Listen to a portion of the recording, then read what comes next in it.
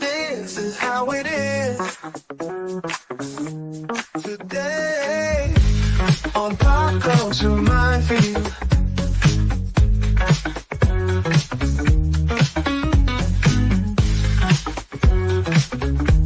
This is how it is today.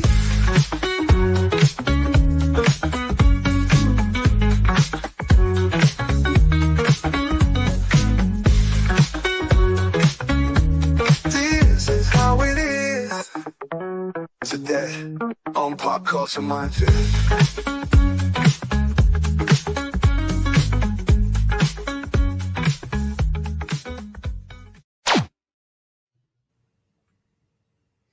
Oh, the song music, the music stopped. I Are we thought on? you were having a stroke. Yes. Are we on? Oh, we're We're on. on. Okay. Good morning. This is Pop Culture Minefield Military Monday, and we like talk about like military movies and TV shows and stuff. And like Martin is here, and like Anima is here, and Joe is here, and my probably my fourth oldest friend, because I've known him since 1982 when we met. The year the woman I love and will marry was born. The year she was born is when I met this man, and we've lived together. Like when I got kicked out, I didn't get kicked out. My dad forced me out, forced my hand, and I just had to move out. And Charlie with it, because he's such a decent person, took me in. And what was so great about that, and I remember it to this day, is you had this book about when bad things happen to good people. And whenever I would take a shit in your bathroom, I would pick that book up and go, I will never read this, and then put it back on the counter. And it was a good book, though. I've read all about it later, and like not long later, like within a year, I was like reading about it, and I'm like, oh, it's actually a really good book. I should read that. And then still never have. And also, we watched the final episode of MASH together. Oh, yeah. That's friendship. Because I had bonded walking from his radio station where he worked at WFEA, where I worked for like a microsecond and did a commercial with him, and it was immediately fired. Because Dick Rossi did not like it. Did not like my he thought I was a stoner. Remember that? Yeah. Because I was doing a California guy. I was like, dude, like totally, yeah, man. Yeah, you were good shot, man. Good shot, man. Because we were trying to get a new TV because I accidentally shot the TV with my BB gun or some shit, and it was. We thought it was funny. What's his name? The drunk thought it was funny. Well, he thought anything was funny because he was drunk. Yeah. That explains a lot. Boys, I need you to do a commercial for me, and I need it stat. Boys, has always had that toothy thing going. Boys, I need you to do a commercial. He's a nice guy because I listened to him. Because I actually listened to WFEA. The one thing I loved about him is that the band REO Speedwagon, which was popular at the time, he called Rio Speedwagon, and I had to love Rio. I had to love him from then on. It's like Rio. Rio is with an I. Yeah. So Charlie's hanging with us this morning, and we are talking about him being a regular part of this team and hanging out like whenever the fuck he wants. And Gambit says hello to you. Hello, Gambit. And who's all here? Because I saw Emmanuel when I came in. I Emmanuel, you, Regis, and my buddy who lives right outside Paris, Aviar Della Obra. You three are the only French people in my life that I withhold ever saying anything negative about you, because you guys are wonderful. But I don't like France. Gary. Yes. A fun fact. That the the name of your friend is the most Spaniard name I have ever heard. Right? And the reason I became friends with this guy, a lot of people didn't want to talk to him. And he was one of the fans of my website, Blade Zone, back in the 90s. And he would, do you remember the Israeli-produced chat platform? It was really big. And I forget the name of it. No. And, oh my God, I wish I could remember the name of it. It was the biggest chat platform. And you're able to like put skins on the little window. This is back in 98, I think, when they came out with the first version of it. It starts with a C. Oh, it almost popped into my head. But anyway, it was a great platform, and we ended up putting a lot of Blade Runner stuff on there for other people. They'd go up and download. And the funniest part was someone had put up the blimp ad, from Blade Runner on there. And I went, oh, cool. So I went to download it, and I played it, and it was me doing an impression of the blimp ad that was on Blade Zone. It was one of our sounds. And somebody thought that was the actual, I did a good job, apparently. Off-world. You remember that ad? It was fucking good. Yep. The blimp ad. And I did the whole spiel. And I even did the lower voice. This has been brought to you with the Shumato Dominguez Corporation. It's clearly not a woman. It's just I was like, oh, okay. Easy days to the PCM tribe, brother. What are you doing, game? Oh, look at this. Saving Private Primate. Saving Private Primate. I also like to refer, I referred to it last night at some point as Apocalypse Park. Yeah. Because this movie is the best part of this movie is the Vietnam part. The guy that I looked it up and I messaged him through LinkedIn. I'm like, man, we're Eskimo brothers, man. We both worked for Dale Dye. He was one of the military advisors that worked for Dale Dye. And so we have that connection. And I'm like, I've been working for Dale for 20 years, man. Yeah, but who's the guy? You only say the guy. What guy? Fuck, make me go to LinkedIn. I'm terrible with names. Writer, the director, the actor. Military advisor. Military advisor for the film. And he's a former U.S. Marine. And where the fuck is Pope? I don't know. It's not my days to keep up with him, Gary. I don't know. Sure. I don't know what's going on with him. I'm going to start fucking messaging him. He needs another love letter, Gary. One of those. I wrote him a gay letter, and he responded, "I'll be there with my boots on, baby." I told him only the boots. Only the boots. Yeah. I told him the gayest branch of the military is not the Navy; it's the U.S. Marine Corps, and I can prove it because their slogan is, "We're looking for a few good men." No, while you look for that, I'd like to address Charlie for a while. Charlie, having heard that your experiences with Gary and that you're his oldest friend, I want to say to you, my heart goes to you. I am so sorry that happened to you. Yeah. Anything I can do to lessen your pain, please let me know. I have suffered the longest, my friend. I have suffered the longest. Yeah. No, Gary and I, we did like 1982. We had some adventures. We'll have to pass those on at some point over the years. Then we lost track of each other for about 15 years or something. I looked for you and looked for you and looked for you because you moved to Richmond, and I kept finding numbers that were not working, and I got so frustrated and finally found you. Right. And I immediately messaged you like, dude, I have been looking for you for years and years and years and years. And I knew you didn't go far from Virginia because that's home for you, and but also I want to point out, I met him through my first ex-wife. They were friends. They even went out. And she was my prom date for senior prom. Yeah, prom date for senior prom. I was the And, first one. I got her father's ire before Gary did because we were posing for prom pictures at their home, and I went to put my arm around her just to, a nice picture, and he just kind of gave me a look, and I was like, "Ew."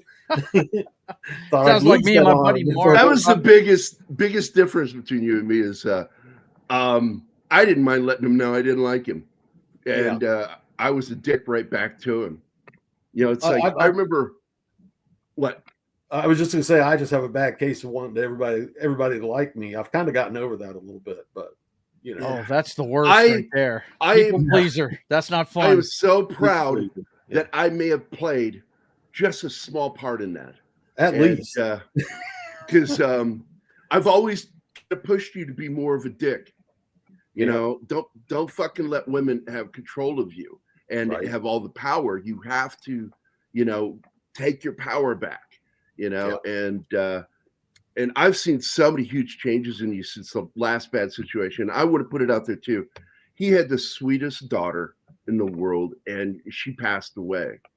And you're a guy that I'm like, man, I thought I've been through stuff. Man, I don't know if I'd make it through that. And, you pulled through, brother.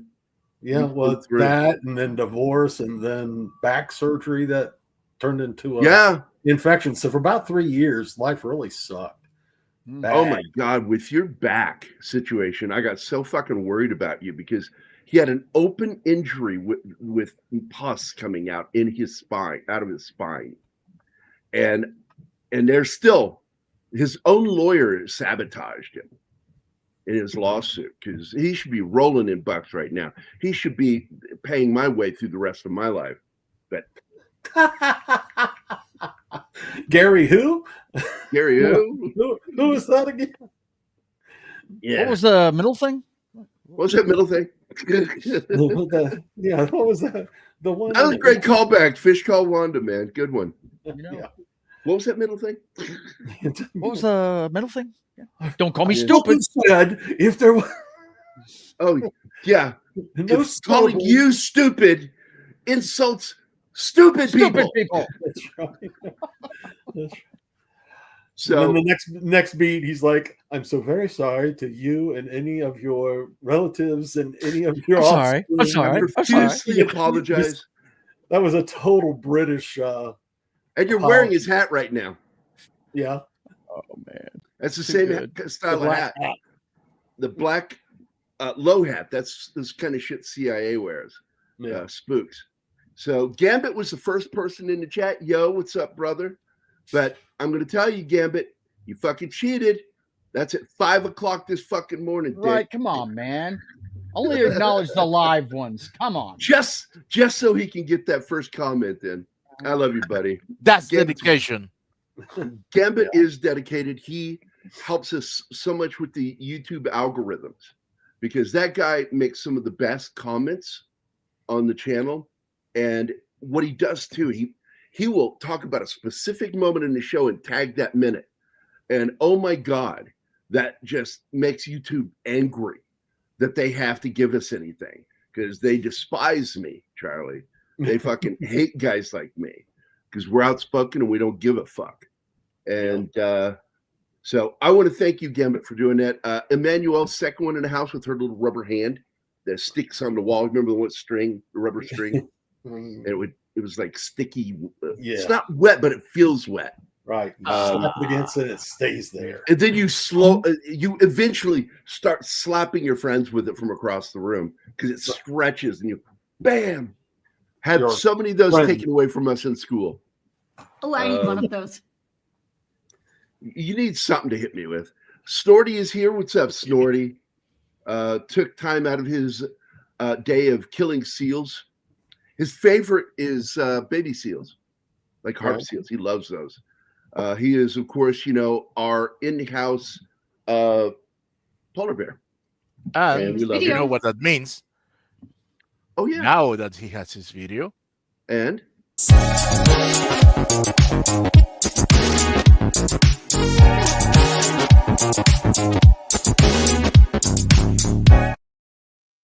No. I like that. Do the snorty. Let's see who else is here. Penny is here. Snortopupus is my brother's favorite name on friggin' YouTube when he pops into the chat. You know what's ironic about it though is like I actually think of Snuffleupagus when he says right. That's what I think of too. Yeah, exactly. Yeah. So I was actually thinking about putting just an image of Big Bird standing there as Snuffleupagus walks up to you and goes, "Hey, Big Bird." No, it's just "Hey, Bird." Wasn't it just always "Hey, Bird"? Yeah. I thought he said Big Bird just first year of him. Because nobody believed in him. They thought he was a figment of Big Bird's imagination. Yeah. And I remember watching that religiously as a kid. Anyway, good morning, Penny. Let's see who else. Genghis Khan, of course, is here. My buddy that I met through doing Dawn's show, which we are doing a show tonight. I have not researched it because I'm going to bed right after this show. I'm going to go lay down because I'm fucking dead. 2 hours. Once again, I have no tears for you because I worked all night, and here I am. Yeah, you know, I was thinking about talking to you longer, but I was going to go to bed. And I went to bed. To bed. Couldn't fall asleep. I'm so honored. Thank you. I don't like France either. Well, I got to tell you, man, I've got hopes for Le Pen. I'm hoping she is everything she seems to be. And she's making headway, man. She's making headway. But, you know, I finally said last night on my X account, I said, look, man, we're now learning just how much criminal activity took place in the election. And it's really coming to light. And I said, but it's not isolated to the United States, this kind of cheating. And it's not Democrats do it. It's the communists who have infiltrated the Democratic Party. And they absolutely do it. They are cheating motherfuckers. And so I'm like, you guys better watch your elections over in the UK and France. Watch them close. Fight. Because what we're learning right now is horrifying, what they've been doing. We got video of some of the people down in Arizona now of them tearing open the machines and altering machines and closing them the morning after the election to make sure that they weren't caught with what they did. But they did get caught because they had CC fucking TV and recorded what they did. That's I think that's Phoenix where that happened. My old hometown. So and we pray for you, Emmanuel. We pray for you because things are bad over there. And by the way, how's the hubby? He jumped in the other day. It was really nice. But we rarely ever get the two of you on the show together. And I'm starting to wonder if you're still married. You're scaring me, Emmanuel. Maybe they're the same person. You and Regis. There you go. I was thinking the same thing, Emma. I was on the same wavelength. Oh, we're adorable now. Thanks, Emmanuel. I say all these nice things, and then you say that. Well, you got two teddy bears here between you and me. Yeah. Two giants, because you're a giant too. You know, that was the other thing I liked is we were close to the same height. And I'm not sure, were you taller than me? Because I'm 6'3". We're roughly the same height. I might have a smidge of an inch. And one of the funniest things was the night I first hung out with you over there overnight, because he did the overnight show. And he put the 8 tracks in and everything and get the music already rolling. And then we'd leave the radio station and walk about a mile to 7-Eleven to go get some delicious drinky treats. And the first time we hung out together, walking down that road, it's dark, middle of the fucking night. And he starts doing lines from American Werewolf in London when they're on the moors. And David, what the fuck is that? We did that whole scene. It was fucking funny. I'm like, yeah, that was the moment I knew we were going to be friends because that was fucking awesome. Like, oh my God, he's as big a nerd as me. He's still working right now. That's awesome. You work from home, so you're more available. Gotcha. Then why aren't you here every show? You have no excuse, young lady. Dude, she's usually the first one joining us on the Saturday morning thing. So. Oh, I get this from Gambit. You're welcome, Henry. I mean, Gary. Ha ha ha ha ha ha. Sorry if I'm butchering your name, Dick.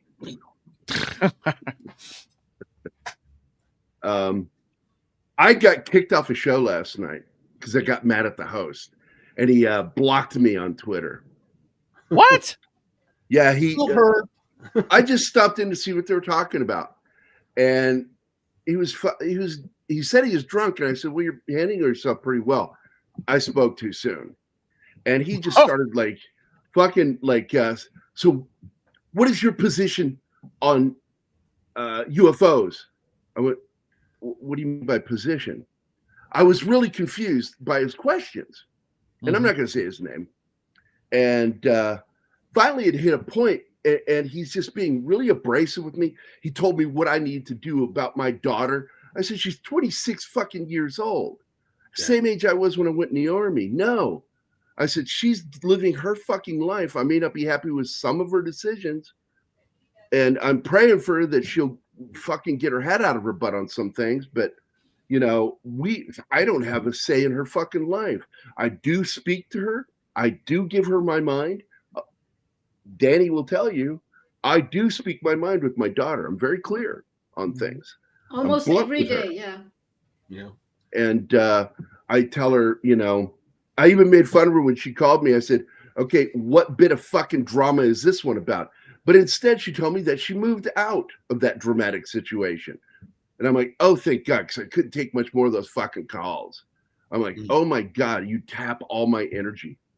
This is the opening of Jurassic Park scene, even though there's no dinosaurs here. What I love is the Hueys going over that rise. I mean, they're skimming the friggin' earth when they come over that thing. Man. I knew you would love that show. You know it, man. It's my favorite vehicle in the military ever. Right. Yeah. Awesome. So I'm going to pause it here for a second because I want to finish this story. So I'm on there, and I looked, and the other people didn't block me yet that were there. And one of them was a fellow combat medic. And which is really why I jumped in there. And this guy, I'll call him Sean. I won't say the rest of his name, and I won't say what he does. And, you know, at first he was like, man, we got to get you on the show and to promote your stuff. I said, no, we're fine. We're fine. I appreciate that, but I don't think that's necessary. I don't want that much more of an audience. I like what we've got. And I don't want to be the biggest show and make a ton of money. It's not why I do this. It's nice to get a few bucks, but I got to tell you, I like our audience. We have what I consider to be one of the best audiences of all our fellow channels. And they know more than anything, I like interacting with our chat. I'm always watching. Walter Cronkite in particular was in charge of reporting the situation from the broadcast area. Absolutely true. And my buddy John Osteen is here. Hey, John. Oh, he has Good morning, better John. comment than that. He has this one. I've never been kicked off a show like Gary. Can Martin kick me off so I can experience the outlaw vibe? There you go. So what ended up happening, John, was he just kept like badgering me. And I finally said, what? I said, this is what I said. I said, what the fuck is going on here, man? I just came out here to say hi. I feel like I've walked into a bar and got my first beer, and the town drunk is trying to have a fucking fight with me. Boop. I was booted and immediately blocked. And I didn't care. I don't care, man. Because and then I made a post. My post didn't point any names or any of that shit, but I'll share it with you real quick here because it's still up there. In fact, I've got it at the top, pinned to the top on my page. So I was really fucking irritated because I was tired, ready for bed, and that fucking annoyed me. So it took me another half an hour to 40 minutes of deciding to write this and then posting it. So here you go. I don't know if you can read that. And I just said, look, man, I grew up in a home full of drunks and drug abusers. It was a fucking nightmare. Like, if they weren't alcoholics, they were drug abusers, but a lot of the drunks were also drug abusers. So it was that bad. A lot of abuse in that home. And I was blessed to never get hit with that. I did like to drink. Shit, I got drunk with Charlie a few times. A few. And but I got to tell you, man, when I hit my 30s, I wasn't interested in that shit anymore. I just didn't want to drink heavily anymore. I just didn't like my memories of that shit. And alcohol, and I never got into drugs ever. And booze just wasn't my thing. I would drink it to socialize, you know, because I love drinking beer and I love drinking Guinness in particular. And I just posted this thing going, man, I don't fucking want drunks in my life. One of my closest friends, I'll let him remain nameless, man. I grabbed him by the arm one night, and because he dropped into the apartment while Zoe was home, and he and his girlfriend were drunk. And I grabbed him by the arm and I leaned in close so nobody else could hear me. I said, this shit doesn't happen again. I don't want anybody drunk around my daughter. Because if she ends up drinking, which, by the way, she is a party girl, it's not going to be anything I taught her. That's shit she learned from other people. And she'll tell you, I did not drink around her. It was a rule. And I don't like that shit. I didn't want to be what I was confronted with as a child. And and I really do hate being around drunks because they have a tendency of being very verbally aggressive and belligerent. The more they drink, they seem to want to fucking fight, argue about something. And that's not what I want. If I have an argument with somebody or a debate, I want them sober. And I think there's this little thing too that happens to me. It's happened since I was a child.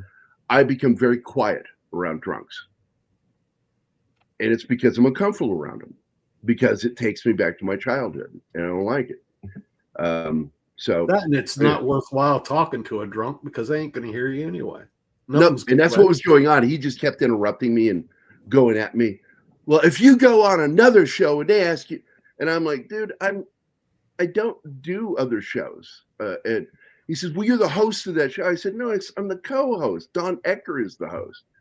And he says, well, why did you have you on there? I said, you fucking ask him. I think it's because I'm funny.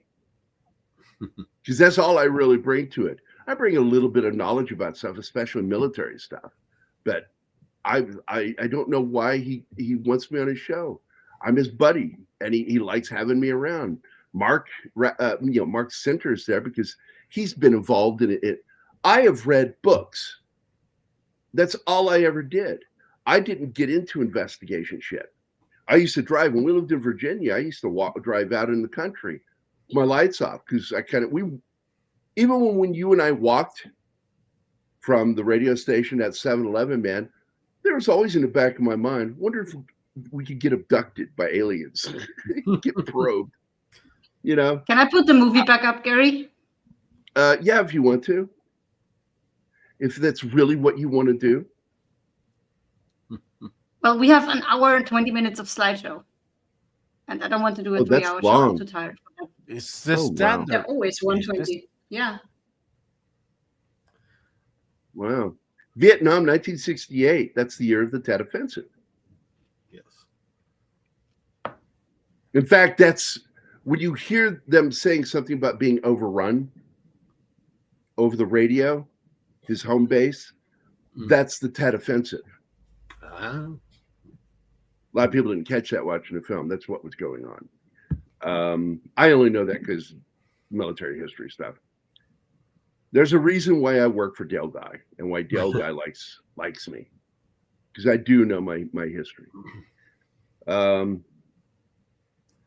Yeah, Andy Morrow, another one I met because of Don Ecker. Andy Morrow, John Ostains, and Genghis, or if I were John Kerry, Genghis Khan. Right. No, I will never fucking say that. The first sign you're a fucking idiot is if you say Genghis. Why? Because that makes you a pretentious asshole. Mm-hmm. Say it that way. So the first thing I noted in the film, other than genuinely looks military, from my eye view, but the music they played, because that's who I am, having been a DJ and such like that. For example, "Fortunate Son," it's too early for that movie, that song in this film. That came out in 70, 71. In the 60, either late 68 or early 69. Same with Well, CCR for me was the real band of the Vietnam War. Right. The Doors, because I've been in this debate with Don for a long time. Yeah. I said the reason why is because Fogerty, like Jimi Hendrix, served during the war. Yeah. And although Fogerty, Hendrix served before the war, but yeah, "Run Through the Jungle's" the other song they used by CCR in this, and that it's one, about Vietnam. No, it's not.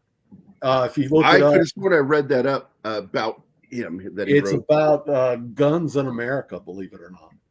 The proliferation of guns in America. I looked that up too, and that was more like 1970 or 71. Again, a lot of these songs are associated with Vietnam War, not necessarily because of the time frame, but because other other folks have done it. That's kind of a note I made myself too, is that it felt like, okay, your standard Vietnam War soundtrack, like Forrest Gump, and like that. Now, "Time Has Come Today" by the Chambers Brothers, that was legit. That's from 66.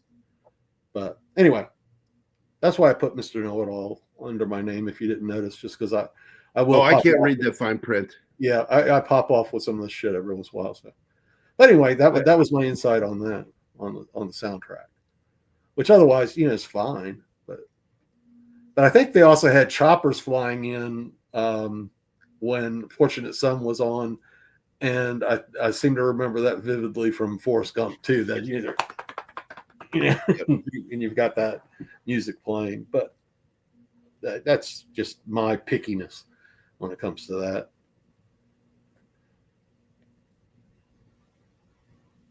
Man, I made it get quiet real quick.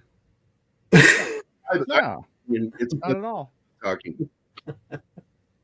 No, you get this scene we're seeing here is the standard introduction to the squad we're going to see during most of the movie. They're on a mission to clear something here.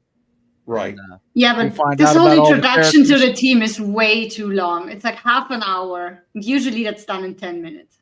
Right.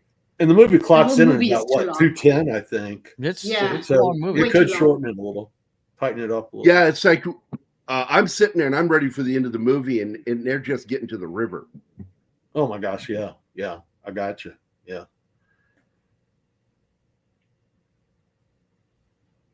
And "Fortunate Son" is another one, and it was written about that period. That definitely was. Yeah. I mean, it alludes to, senator's son or a millionaire's son.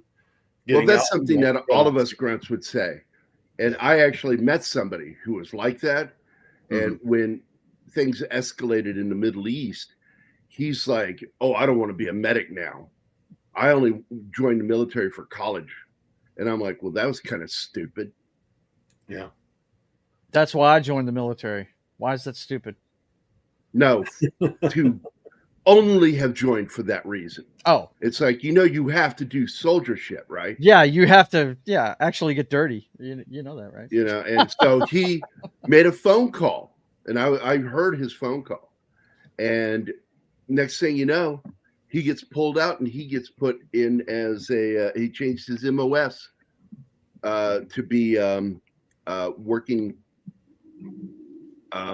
in an office, taking a desk job. And he was gone. And I'm like, holy shit. And I thought, do I have anybody to call in case I don't want to go to war? No. So I just went to our drill sergeants, and Holland, Julio, and I, all three of us went in there and said, "Man, if you just want to send us, do it now. We'll go."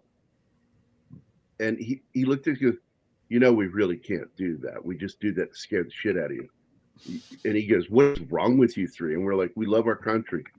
And I said, I'm way older than you guys. I'm older than you, my drill sergeant. I said, so I'm would rather go than a kid. If I could save one kid from having to go, I'd do it. Now, this guy, Jeremy Piven, I always enjoyed. Love that guy. John Cusack's best friend. Yep. They came up in Chicago together, doing learning acting, taking acting classes and stuff like that. He's Ari with a Southern accent in this movie. Yeah. So, being a Chicagoan. And I've never seen that show, by the way, Entourage. I've never watched it. Oh, he's the highlight of that show. I loved everybody in that show. Yeah, I love everybody in that show, and I just never watched it. I don't know, wasn't interested in Hollywood stuff like that. Yeah. Because like the last thing I want to do is do that. And by the way, I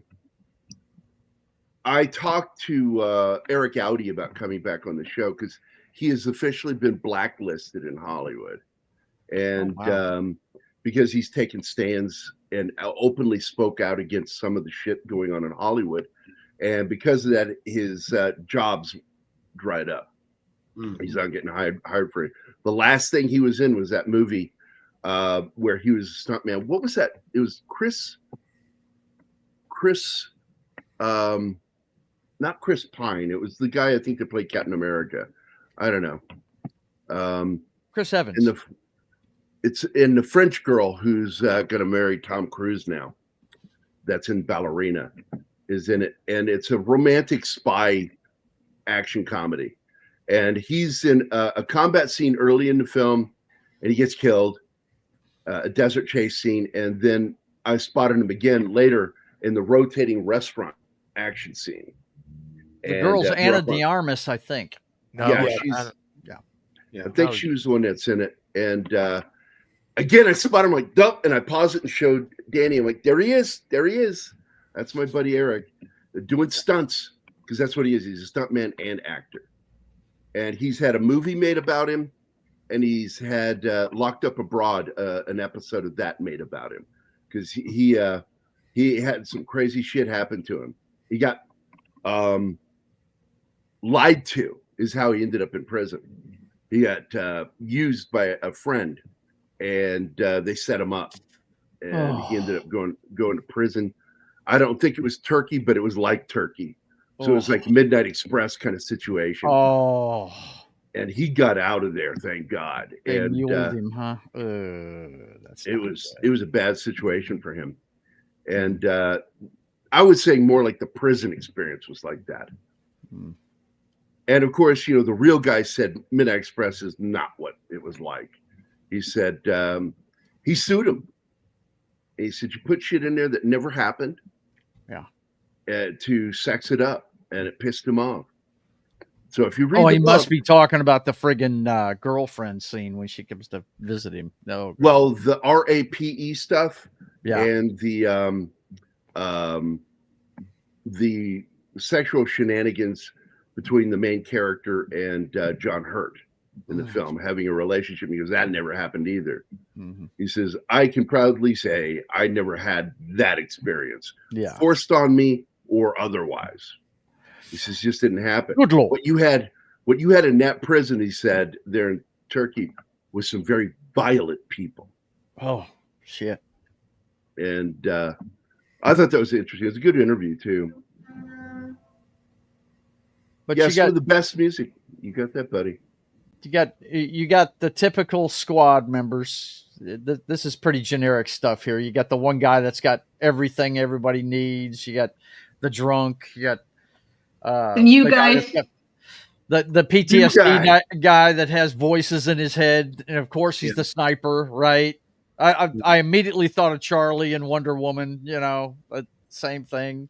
As Animal was saying, the FNG, fucking new guy. Yeah, the fucking new guy, right? Mm-hmm. And but I love the guy that's the head of their unit. He'll always be Jason Stackhouse to me. I dig that guy. He's really good. I thought the cast did a fairly good job, and I think the military advisor for this was outstanding because I did, learn this that trigger discipline did exist during the Vietnam War, but it was not practiced by everybody. Yeah. And modern military, you know what we're talking about. That's where your finger sits outside the firing well, you know, where the trigger is. You don't fucking, as drill sergeant will beat that shit into you in basic. Stop fingering that weapon like it's your fucking 16-year-old girlfriend at prom night, Right. you know? And, well, what impressed me was, you know, in some of the scenes where they're getting attacked from all sides, they're not on full auto. They're shooting semi a lot of this movie, man. And I was like, wow, that's impressive. That's real. Yeah. That's real. Because, you know, Combat usually guys- in action movies, it's no, cutting loose, right? No reload. it's unless a waste plot of driven. ammo. Yeah, plot driven. You don't fire full automatic. You know, you want controlled fire. Yeah. And you don't want to waste your fucking round. You only fire when you see something to shoot at or suspect something. Like if you see a flash, you fire 3, maybe 4 shots right where you saw that flash. And you will often hit a guy. And Well, Gary, I got to Vietnam is- head. You guys have fun. It was good to meet you. Charlie, take care of your mom. yourself. Sure, Yeah, sure. for sure. Got to go Bye, pick up. Joe. And if you Amazon. get back in time, I hope you can rejoin us. I hope so. I'd love to see how this ends because I didn't get to finish it. I got about I got about 3/4 of the way through. Well, the dinosaurs win and all humans die. It's the ultimate Excellent. universe. That's what I'm talking about. All right, you guys be good. See you later. You too, Bye-bye. brother. Bye. And then there were 4. I really don't know what's going on with Pope because we miss him when he's not around because he's so fucking funny. And he's one of those, he's a Marine. And so I like to fuck with him, you know, that about how gay the Marine Corps is. And in fact, I wrote a letter to him asking, where the fuck are you? In fact, you know what? Live on the Okay, show, I and know. he joined 2 minutes later. I'm going to do it now. That was fun. Go to Yahoo Mail. Like, I will say the FAG word to him. Where are you? You know, I thought you and I had something special. Oh, just another butt at a glory hole. Yeah. No. Oh, Yeah. yeah, I did. I went there. That's another butt at a. Oh, but I did want to note too, coming from a screenwriting background, that this, the dialogue wasn't too bad. wasn't real clinky clunky. There are a few good lines in it, like the one guy saying, "What Oh, the it fuck, was dinosaurs?" sometimes. I'm sorry. What'd you say? Some of the parts of dialogue are cringy. Oh yeah. Well, yeah. I guess They're I'm in a a little. cave full of dinosaurs, and the black dude goes, "We walked right into a nightmare." Who says that in such a situation? You got a point. I do remember that now that you pointed out. Way to pick them out there. That's a good catch. Well, I did like the line of, "What fucking dinosaurs? What is this, the fucking Flintstones?" I did like that one. I thought that was kind of funny. But it's the kind of thing I would throw into a script. Just, break tension and shit like that. Martin, are you still there, man? Yeah. No, he's never there. He's never there. I'd No, like. he's a figment of my imagination. Oh, Martin Figment. Nice to meet you. You get two blabbermouths like me and Gary together, it's hard to get a word in edgewise.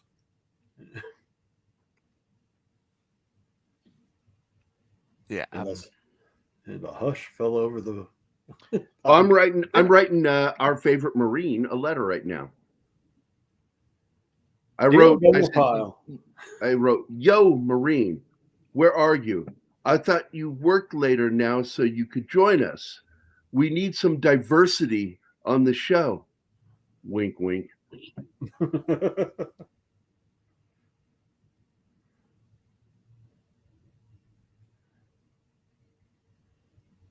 Did I do the wink? Yeah, I think wink works. I don't like that one now. Where's the one with the toothy smile and the wink? There it is. That's the one I wanted. I like a toothy smile when I'm making gay jokes. Yeah, man. There we go. So there you go. I asked, where the fuck are you?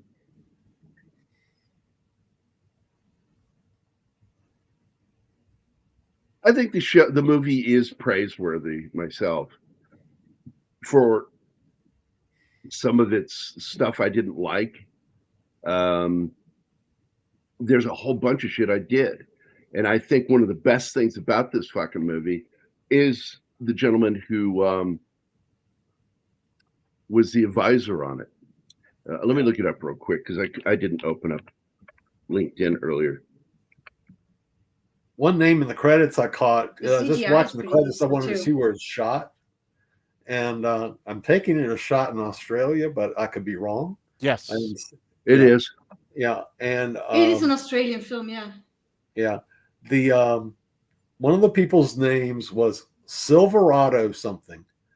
And I just loved it because Silverado is one of my favorite movies. Just a silver that caught my eye. It was just like,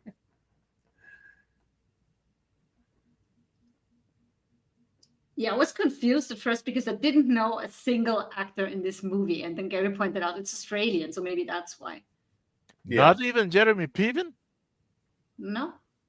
you didn't Don't know think I've Jeremy seen him in Piven? anything. I'm trying to think. Gross Point Blank. What else was he Yeah. in? He's in a lot of stuff. He was in a lot of stuff when he was a kid, when he was younger. Funny thing was in the movie Say Anything, that was like 1989 or so with John Cusack. That's in one of the Eye later the films. Sky. He was already balding at like whatever age he was, like 20 something. So he wears a rug, or he's got a, what do they call him? Piven? Yeah. I mean, he was just balding as hell as a young guy. But Yeah, he began balding in his 20s, yeah, like Patrick Stewart did. yeah. I heard Patrick Stewart in an interview the other day say that when he went to network for Next Generation, they wanted him. They said, "Do you have a wig?" Yeah, I have a photo of it. And it's like blonde or something, right? I think it's Oh like my a God. blonde, and it just you look at it, it just totally throws you. It's just like That can't look good. yeah.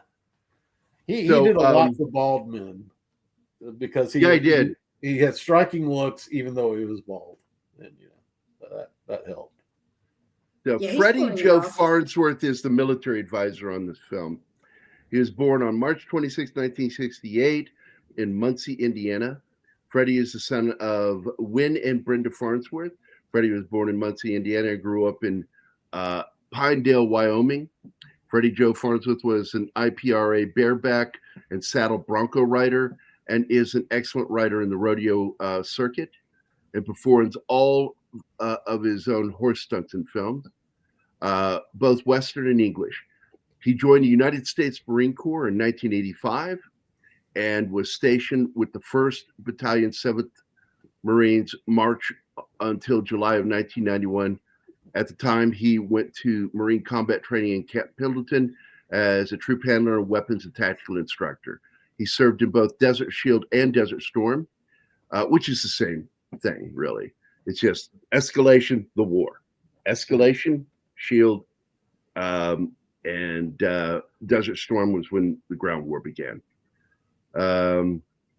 So he's worked on a lot of shows, The Unit, and I started noticing that he was working on stuff specifically that Dale Dye had worked on.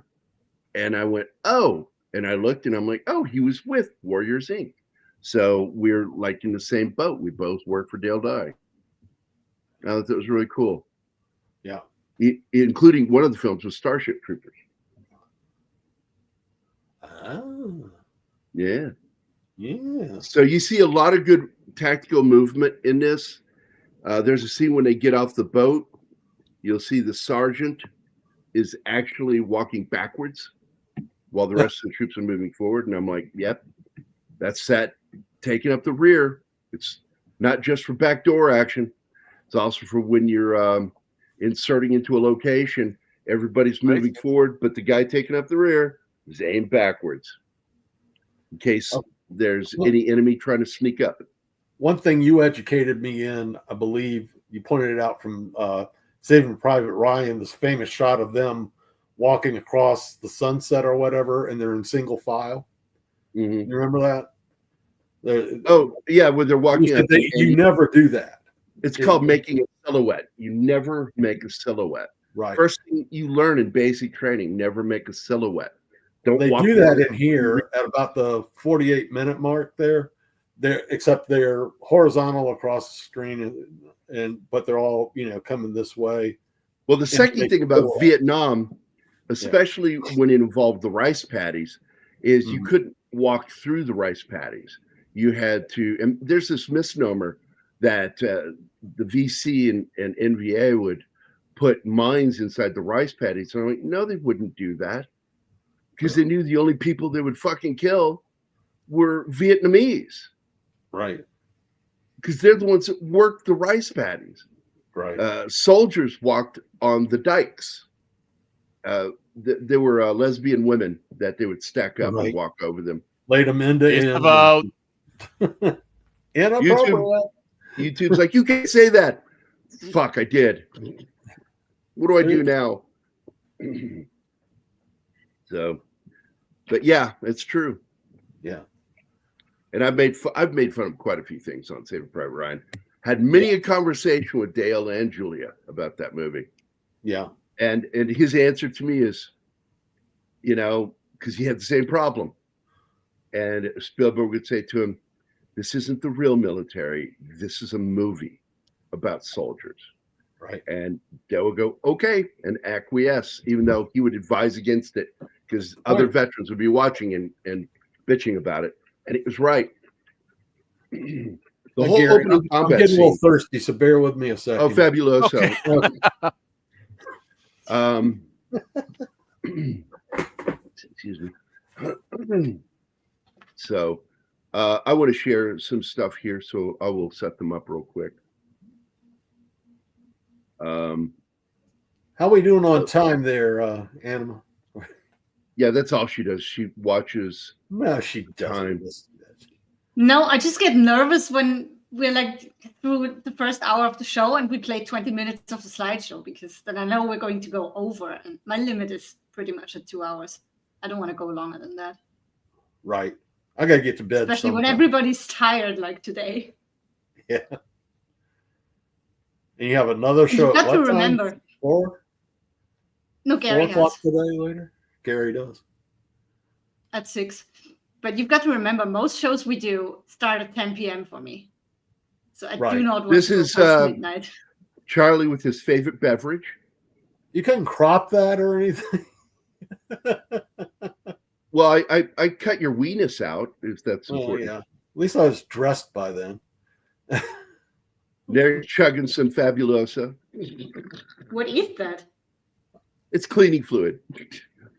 And With a very strong scent to it. it smells great when you Yeah. clean a place with it. And yeah. I saw it in the background in the I don't know if that's your headboard or a bookshelf, but there's a shelf there on camera. By the way, and I said, you're not supposed to drink that because it looks like a bottle that he's been drinking out of.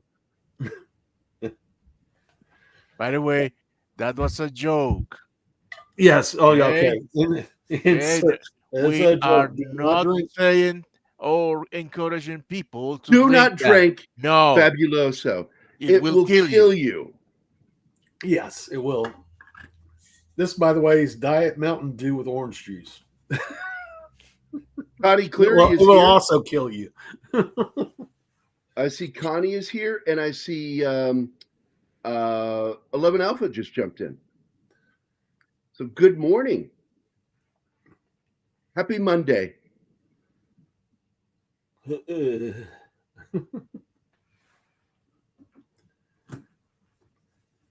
Oh yeah, and who do I talk to get money from petty cash for having to pay to see this thing? Wait a minute, you paid to see this? Yes, I did. I rented it from You and I need to talk later. Okay, we can do that. We certainly can do that. Because it counts on the film. I will pay to see it. Yeah. But this one, absolutely not necessary if you have access to it. Yeah, this is my first rodeo, I've commented before, but I don't think I might have been a guest once or twice, but I haven't been assigned a task kind of to be part of. So newbie FMG. What is this? This movie had mixed reviews. Saw that one, but I thought at first it was American. Yeah, it was Australian. I was really surprised because Australians were in Vietnam that they didn't have like Australians in it. Right. And it's like they went for all Americans, even though they did have Australians in it, but they were doing American or Russian. I've seen and by the way, the Russian accents were fucking awful. Yeah, they're terrible. It's almost as bad as when you have somebody doing a fake German accent going, "That is the way you do it." It's like, don't do that. That's not how you. Yeah, you don't sound German. You sound like you're from Hollywood. That is not the way you do it. Yeah, they do a lot of Z's. Spielberg tried to get the film to be as accurate as possible. What he did is, and again, I'm speaking from knowledge, that all the combat scenes were directed by Dale Dye. The only thing that pisses me off, he got no credit for doing it. Spielberg sat down for that entire beat scene, playing on his Game Boy, planning out Medal of Honor, showing it to Dale Dye, and Dale Dye, I don't care about video games. What are they going to do? Boy, did he learn. He said that on our show. Dale said that on our show. Wow. We talked about it. And there she is from Battlestar Galactica, as well as the TV show Lucifer.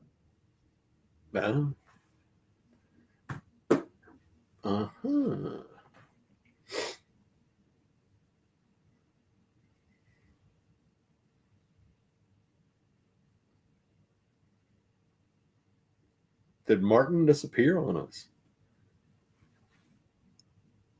His internet drops sometimes. Oh, Saving Private Ryan is very unlegit in certain spots. I went to see it with a bunch of veterans, and most of them combat veterans. And there was a bunch of shit in that movie, dude. When Dale wasn't directing, there were shenanigans in that movie. Speaking full voice in German-occupied territory, walking over a ridgeline in German-occupied territory, walking less than 3 meters apart, and talking full voice. And then a dipshit in the film says, "Hey, do me a favor. Stop saluting the captain. You want to get him shot?" And my response was, "Hey, tell him to take those captain bars off the back of his helmet too. That's a really good sniper target." Yeah. Fucking stupid shit like that in that movie. Yeah. When it wasn't stuff Dale was doing, he was criticizing it, and Spielberg goes, "This is movie making, not military." And he goes, "Okay, you're in charge. You're the boss." Exactly. The one thing most people, or I don't think anybody can argue with, is the first 20 minutes of the film.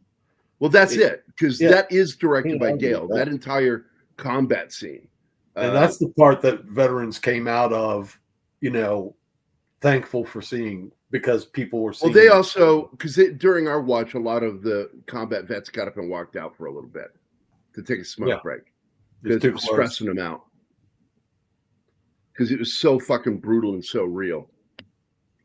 Well, you showed me that opening at like 3 a.m. and it broke me. Yeah. We have a rule now about not doing shit like that when it's late for me, because there we go. Gambit says, on that. "This is the way you do it, yeah." Oh, God, yeah. Makes my brain hurt when they do that. This movie cost $7 million, dude. Yeah. And it only made 1.2. Yeah, but I tell you what, theatrically. Yeah, theatrically. But the thing is, it doesn't look bad. I don't think it's great. I think it looks great. Yeah, I mean, it just shows. And I love the combat scenes; they're really good. Yeah, and even my problem with the combat scenes is the bullets would be doing a lot more damage than what they show. Yeah, and that annoyed me. And here's the other thing. An intelligent creature, and we do suspect that both the Velociraptor and the Deinonychus were extremely good pack hunters, very smart, shrewd, which they show in Jurassic Park. But what they show in Jurassic Park are not Velociraptors. That's the Deinonychus. Velociraptors are little guys, and they show it in this one. And so they show them as being very intelligent, but they don't learn to avoid the bang bangs. Right. At And one I'm point like- in this one, they do start biting like the barrels of like the big guns or the tanks or whatever they are. They do end up.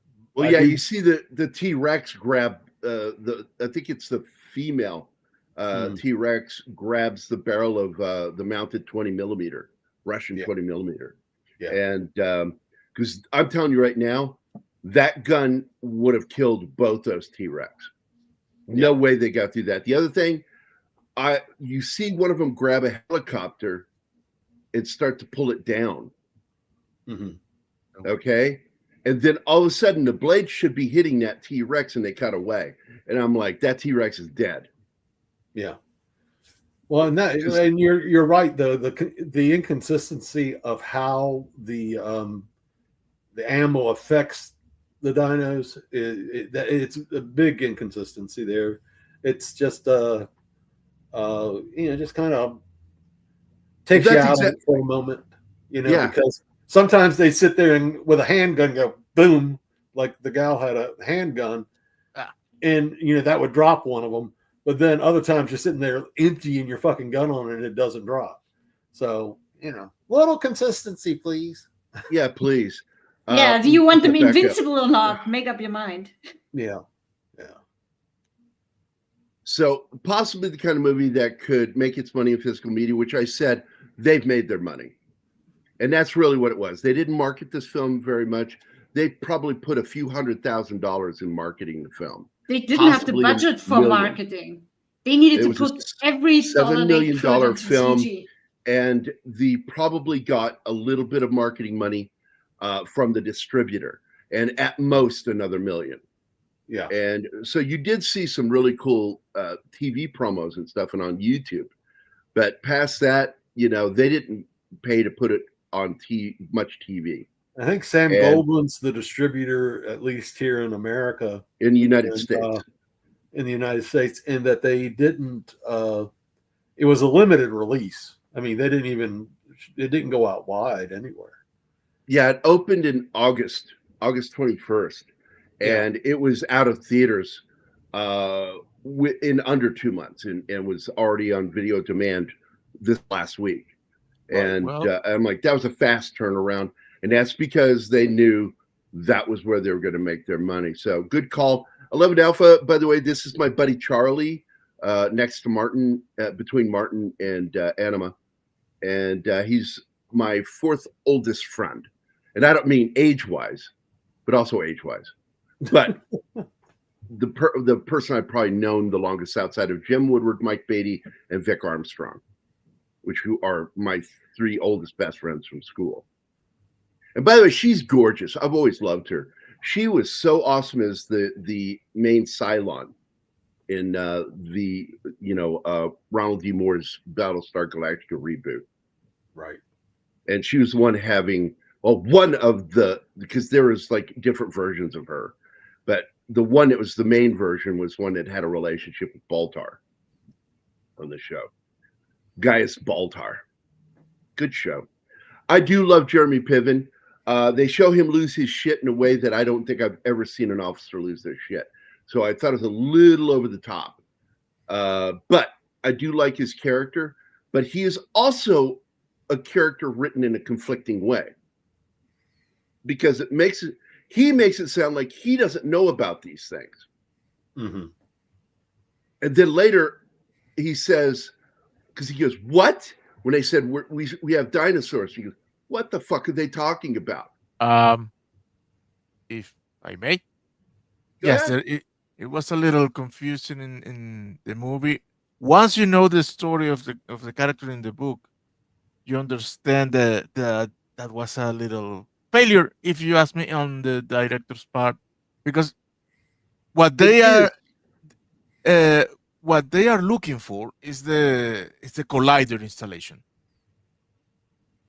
So Because it's causing problems. Yeah, yes, the Russians. he knows there's a collider installation on the books. What they don't know about is about the dinosaur. So at first he got into that kind of shock. What dinosaurs? And then that is why that claw looks so new. As she Oh. explains later, it's like the collider opened up wormholes, and that's where the dinosaurs came from. He's incorrect in her science that if Yeah. you bomb it, you'll be bombing other places. No, that's not how that shit works. Yeah. That's not how that works. It's like when Marvel does string theory, and I'm like, that's not how you science. That's not how string theory works. I'm not a fan of string theory. I'm with certain other physicists who are trying to push to look at ones, because you can't. You can never test string theory. But some of the other theories that are out there can be tested, or at least we're getting close to being able to test. So I wanted to go back to that because they show some of these guys with AK-47s in there, and that is true.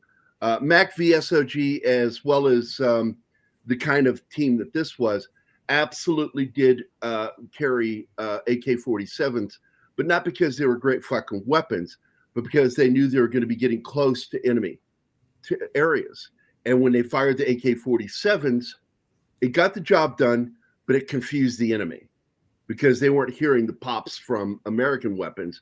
They were hearing their own weapons. And it confuses the enemy. It really does. Because they hear an AK-47 and they're looking for other, like, why are we firing? Now, there's what I think is a little anachronism in one of the weapons of the American squad. And it's one stock.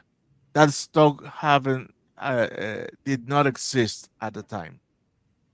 One of this, and that's and I think maybe, and you can correct me here, Gary, because it's not a correction. I have a doubt. I have not been.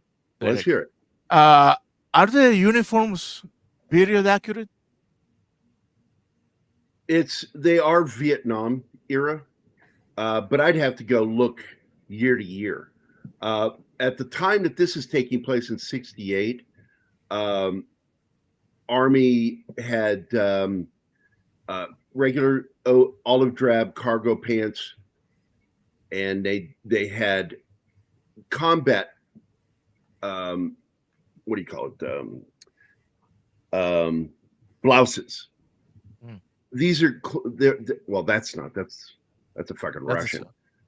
Yeah, but they are wearing Alice packs correctly. They're wearing the proper LBEs. That is period.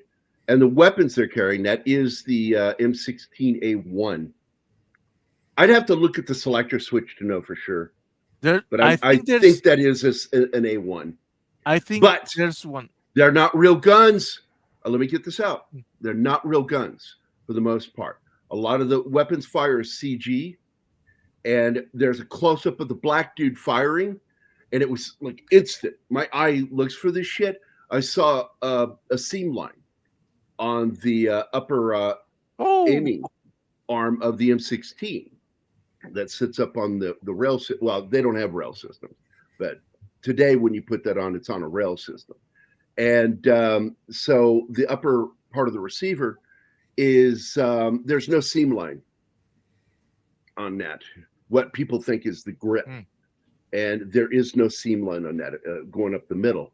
And if you see the seam line, that's a plastic gun, not a proper replica. That right there. Because I could see it, even with that low res image, I could see the fucking seam line. It drives me up a wall when I see that shit. I'll give you an example. Gary. What? That Hey, Regis! comment. What's up, buddy? I also wanted to go to this. Absolutely correct, my friend. 6. Not to be mistaken with our 6, but and by the way, Alpha, I don't know if you knew this. She streamed for the very first time through her channel on YouTube, and she invited me, and I joined her for that. That was fun. And now she wants to do it again, and she wants Anima to join her. Girl power. Yeah, SOG used wide. In fact, by '68, the preferred pants of Mac V SOG was blue jeans by Levi Strauss. The reason why is because military cargo pants hold water, and they can really bog you down when you're walking through bogs. There, see the line? See the line? You can see that fucking line. Drives me crazy when you can see that. Somebody go in there with some Bondo or something, sand that shit out, and then spray paint it again. God damn, man, I fucking hate that shit. Let's see if I can find it. So here is an example of what I'm talking about. You can see it in the upper receiver right here. That's a real M16. There's no line, no seam line. But what seam line am I talking about? Here you go. I will show you what that looks like. And this is a replica. This one, in fact, is made of plastic. It's an airsoft gun. See the line going up the middle of the upper receiver? Yep. Sighting system. That's what you see in this movie. And it drives me insane when I see that shit. Like somebody didn't take the time to Bondo that line out. All the CGI they did couldn't fix that. Well, they did have an awful lot to do. Yeah. Yes, Swedish K. In fact, 68. There was also the use of the H&K 91, which had been around for 4 years, and it is an amazing fucking weapon. The Heckler and Koch 91, hell of a fucking weapon, man. And you see one in this movie. I can't remember who's carrying it, but I do remember seeing it in the film.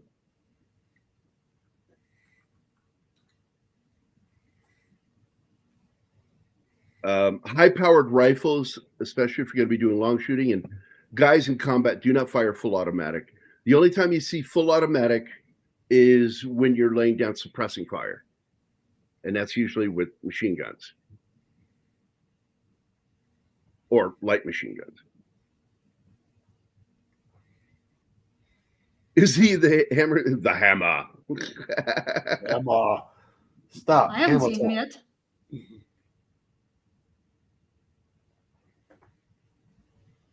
Oh my God, Hammer Time. That's right. You didn't open with that gay clip. Usually you do on Monday. I don't know what you're talking about. Skibbity, skibbity, Okay. skibbity, spin. Stop. Hammer time. God. Now Martine is damn. happy. Hey, I have to put up with that fugly beaver. You can put up with that clip. Oh. That's how it is, no? So there you go. Yeah, there we go. This episode's been brought to you by Backdoor Beaver. That's right. Pop Culture Minefield's only advertiser, Backdoor Beaver. You have not tasted his delicious, fresh backdoor popcorn until you taste that delicious, creamy, almost frothy, buttery beaver anal gland butter. Fuck you, Gary. Mom, get me some more of the buttery anal gland, Beaver glands. beaver gland, popcorn. Hey, I met a guy who that's one of his biggest things he does is milking anal glands on animals. Tough job, but somebody has to do it. People think I'm kidding. It's a real thing. Some animals will get backed up and have all kinds of problems if they don't get taken care of that way. Got to take care of your anal glands, folks. Who else has popped in? Of course, Regis is here. Love it, Alpha, Andy Morrow, Connie Cleary. Yeah. Good morning, everybody. Happy Monday. Thank you, Snort. Oh. The 11th Alpha Saboteur. Oh, yeah. There we go. Special Forces. Nice. And that looks like is that a grease gun? What is that? No, it's not a grease gun. Is that a German? What is that? I just can't see it well enough. I'm squinting because it helps me look at the darker areas. I just can't make out what that is. Is it a Schmeiser?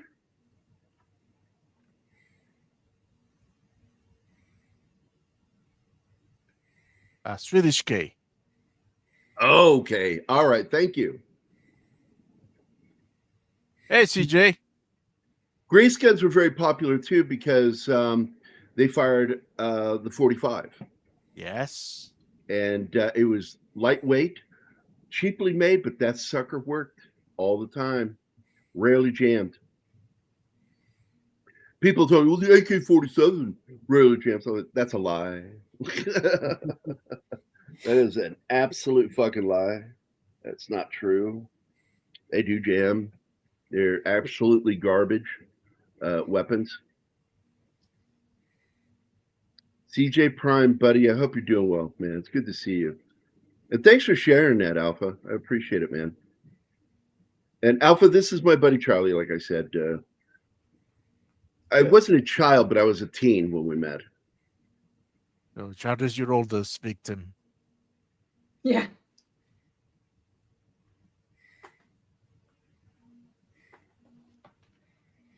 And by the way, I meant to come back because I did like what you said there. And thank you. I had it stuffed myself.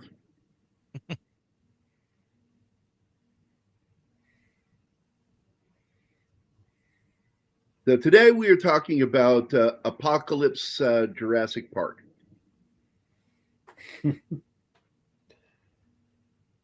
Apocalypse, not now, later.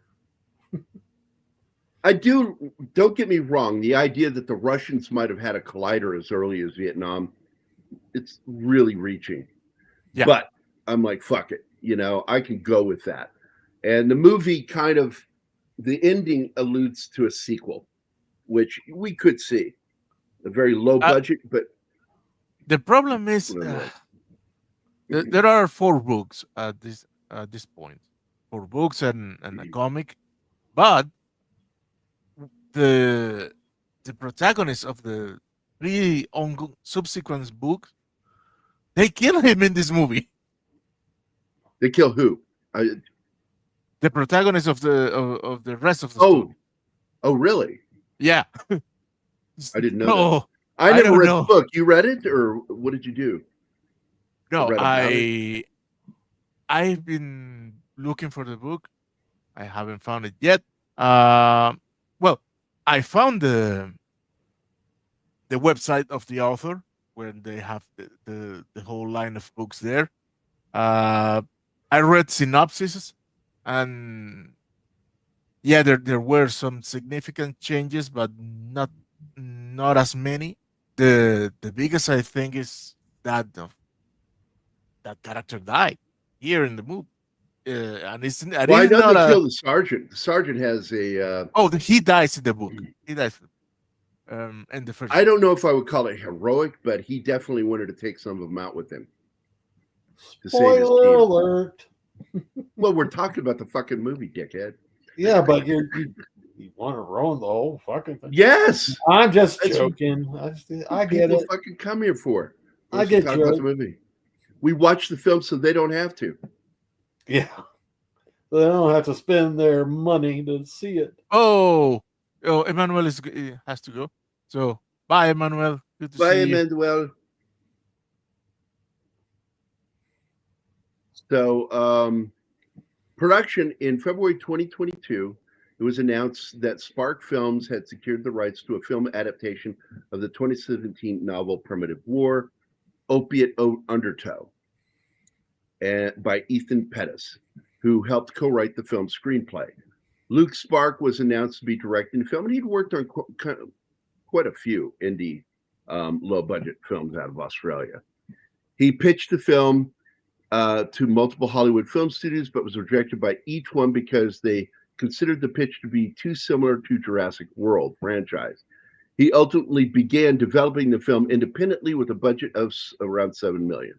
And I will tell you right now, this movie's better than anything with Jurassic Yes. in its title. Yes, Other it is. than the original Jurassic Park and the third one. I did like the third one. In April of 24, Ryan Kwanten, Tricia Helfer, Nick Wechsler, and Jeremy Piven were cast as the film's leads. Filming took place in the Gold Coast of Queensland. First look images and poster of the film were released by Collider on August of 2024. Speaking on why he chose to adapt the Primitive War novel into film, Sparke stated, quote, "I was captivated by the imagery surrounding Ethan's book in the story it told. I've worked hard on capturing the essence, but also the grittiness, the horror aspects, and the military edge. My vision is to feel like the characters have walked out of the film Platoon and into Jaws as the greatest predator on the planet, or the planet has ever known." So the release, before its theatrical release, Primitive War headlined a panel at San Diego Comic-Con in 2025, back in July, and marking the first time an Australian film was a panel headliner at the convention. Primitive War was theatrically released by Rialto Distribution in Australia on 21st of August 25, and the film received a limited theatrical release on the same day in the United States by Fathom Entertainment. And the film received generally mixed reviews. On the review aggregator website Rotten Tomatoes, it carries a 53, but it's actually higher from audiences, which is what matters. And it gets an 85 from those that have seen the film, and that's pretty good.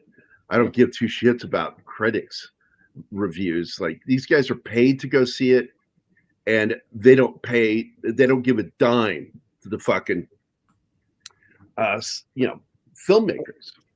Additionally, a lot of the reviewers, if you look at it nowadays, they'll have RogerEbert.com by some Joe Schmo, right? And and that aside, it's like, what do these people know about film other than the bitch about it, or pick it apart? Well, they tend to be pretentious They pricks. say what they are paid to say. What did you say? They're paid to say what they're paid to. They're paid to say what they say. Yeah. That's why this is kind of, if for film fans or veterans who want to know good films to see about military. That's why this is these are like kind of more important, because this is just average Joes kind of saying what they think, what they saw. But yeah, overall, I think it's a pretty good film. It's not bad. Yeah, and I want to point out the black dude doesn't die. He makes it through the whole film. Yeah, right. Oh man, the deaths are so brutal in this. Yeah. When they get ripped apart by the dinos. When he pulls out that machete and just starts cutting off dino heads, I was like, "That's fucking cool, man. I don't care who you are. That was fucking cool." Yeah. Yeah, but again, a minute ago, bullets didn't do anything to them. Right. Well, I know, right? It's like there is some really hinky shit with the way the physics of this movie worked, and it was problematic. But I got to tell you, I enjoyed it more than I disliked stuff in it. Well, like the water dinosaurs, the dinosaurs swimming through the water and above the water. The Spinosaurs, yeah. Yeah, that was pretty cool. I mean, I just thought the look of everything was pretty nice, pretty high level for what I was expecting. Well, they actually stuck to the biology of the latest beliefs on dinosaurs. They gave them feathers, which I thought was cool. Even though I'm like, look, man, we don't totally know. We have beliefs that these things were, because they can't even agree what a fucking T-Rex would have sounded like.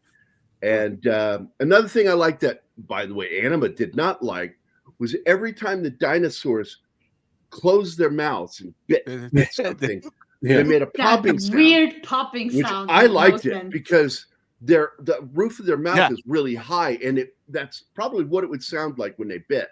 But it was driving her nuts. Like, what, she get What does that popping sound? I don't Yeah, like it. it may sound like that. Even dog sounds like that. Yeah. Crocodiles that And do not that's have where that. they get it. Right. And see, That's but the right. thing is, my only thing is, it's kind of like the Wile E. Coyote Roadrunner movie, the cartoons, where when he falls off the cliff and all you hear is maybe mic it up a little. Yes, I- you have when I- a little bass would have. Yeah. I want to, before I say what I was about to say, I love shots like this. I paused it here just for this because Mhm. a lot of the shots in this film were as good, if not even better, than some of the shit in Jurassic World. Oh yeah, yeah. And I'm like, they out Jurassic World. Yeah. And I don't like the Jurassic World films, but the first one I kind of liked, Mhm. and only because Chris Pratt made it fun, and I can't Mhm. help it. I like gingers, and I've had a thing for Bryce Dallas Howard for years. Oh And Who yeah. so, hasn't? and seeing her running around in high-heeled shoes was hilarious. Yeah. But she managed it. She did it. No, She I don't. finally got to take them off later, though. Another. Bye, Anachronism. Emmanuel. We'll see you later. Another anachronism here is the paleontologist. She says that they are that the raptors that there are velociraptors and Deinonychus. And That's a- Deinonychus is the big one, Yeah. and Well, Velociraptors but no. are little tiny guys. Well, The she size of a she felt poodle. she felt sure because there are three kind of raptors in yeah. in that movie. Yeah, we have Velociraptor, Deinonychus, and Utahraptors, which is the biggest one. Yeah, the Now- biggest one. The problem with she saying Deinonychus is that name wasn't coined until February 69. A whole year later. Okay, Yes. good point. And I don't think it got an actual genus until like the late 90s. 69. 96. No, 69. No, It 69. was 69. All right, Okay. so Yeah, it was later. excellent safety point. Thanks, Egon. This is the Spinosaurus swimming scene. And I really like this footage. Part of it. I liked it. I really liked the way they hit the boat going by. No. I mean that what we're looking is part of the of the animal. Yeah, part of the animal. And I liked when they came up out of the water, and you can see they're actually two-legged dinosaurs that walk on their legs, but they're good swimmers. I like that. Almost looked like dolphins the way they were, kind of Yeah, diving they down, swam. Yeah. Penny, you should watch the film. If you It's like new. action and dinosaurs, combat action, military films, a lot of combat. Really, the physics of combat in this kind of are goofy. Like the T-Rex, I agree, might have thick enough skin around the skull that an M16 can't penetrate. Okay, because I just watched, by the way, an amazing video showing different rifles trying to penetrate a T-Rex skull. That's made fairly accurately. And Yes. let me tell you what, Kentucky. the minute he started getting to the larger hunting rounds, like the 30-06 308, we started seeing damage. But Yeah. man, when he hit it with that fucking Barrett 50 cal, it's like, yeah, he blew the fucking nose. That snout just opened up. And I'm Yeah. like, that probably went into his brain pan and killed Yeah. him. But then he And- got bigger. He started going for elephant guns. No, he didn't stop there. He went up to the largest single shot weapon made. And he fired it standing, holding that, shouldering it. And Yeah. when you watch it in slow motion, what it does to his fucking body, that when it recoils, I'm like, I wouldn't want to fucking fire that weapon. I'm telling you right now, it'll probably dislocate my shoulder. Yeah. That's a powerful fucking rifle he fired. The And one it- thing I would say with the other Bullet that size. with the other ammo, though, I would think I think they had shots like this of like even the T-Rex with its mouth open and they're firing into the mouth, or if they're firing into the eyes or something like that, you would think that would do a fair amount of damage. Outside, I'll Yeah. give you the scaly outside portion of it, but The not- thick skin Yeah. mixed with the bony skull, but their organs are not protected. So what you want to do is you want to shoot center mass on them just like you would a human. That's where Yeah. you aim. Don't do headshots. That's for Call of Duty. Fucking Yeah. center mass gets it done every time. And I'm telling you, when they're firing at those fucking T-Rex, they would not have survived that. It's fucking goofy. I mean, Yeah. it's absolutely Minnie Mouse, man. Because Minnie Mouse, as we all know, was fucking goofy. And That's right. Fucking yeah, let that one sink in and go, oh, I get that. Okay. Yeah. And oh, you got to go too, Snorty? Okay, buddy. Love you, man. Take care. Bye, Have a good Snorty. day. Bye, Snorty. Hey, Since you let's mentioned- play him out. Let's play him out. Hold on, baby. Hold that thought. I Okay. want to get to that video again. Where did you put it? Where did you put it, Martin? There.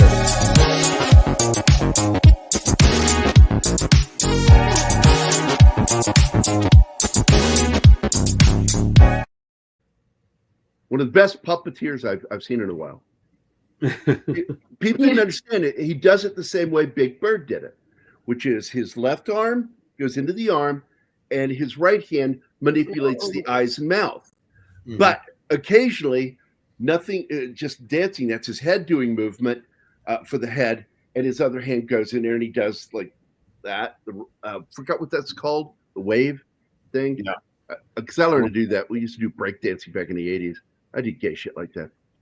Yeah, and then they have the wire or whatever that runs through the body of the suit to the one arm that's not got an arm in it, and so when you move the opposite arm, It moves a little bit. Yeah, because that's what Big Bird did.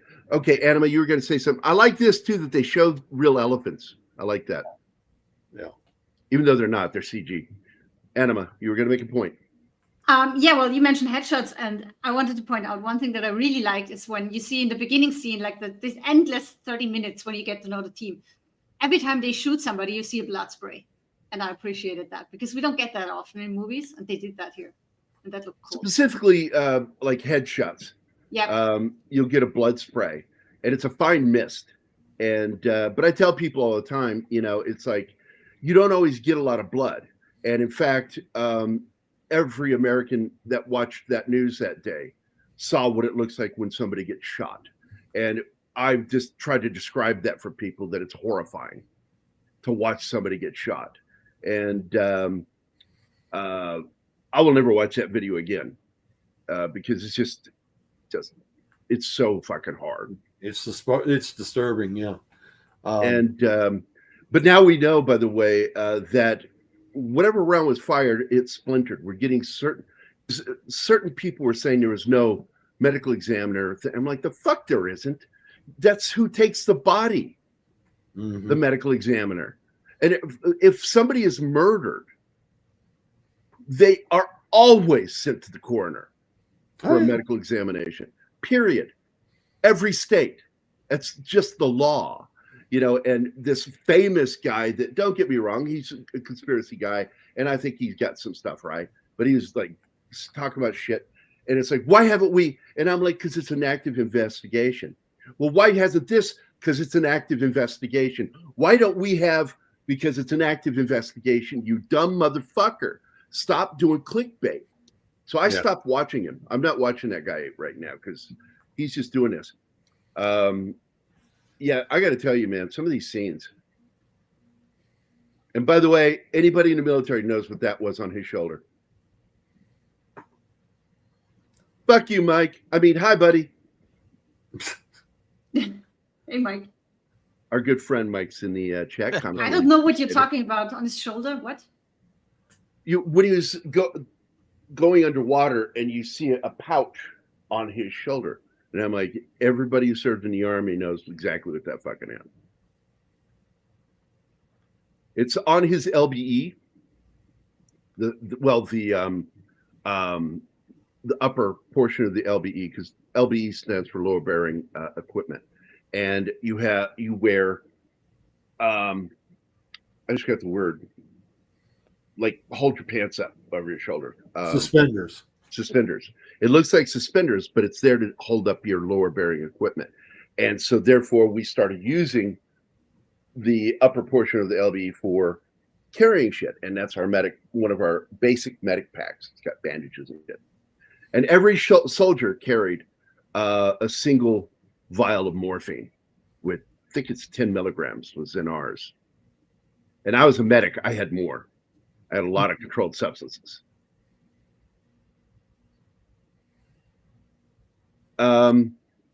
You mean blue?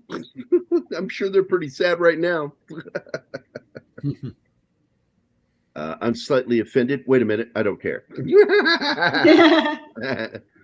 Classic Mike. Yeah. I like it when he joins us. He hasn't joined us in a while. Starting to feel unloved. He tried the other day and then his shit crashed or something. Yeah, his shit crashed. He wasn't able to stay with us. Or at least that was his excuse. Yeah, right.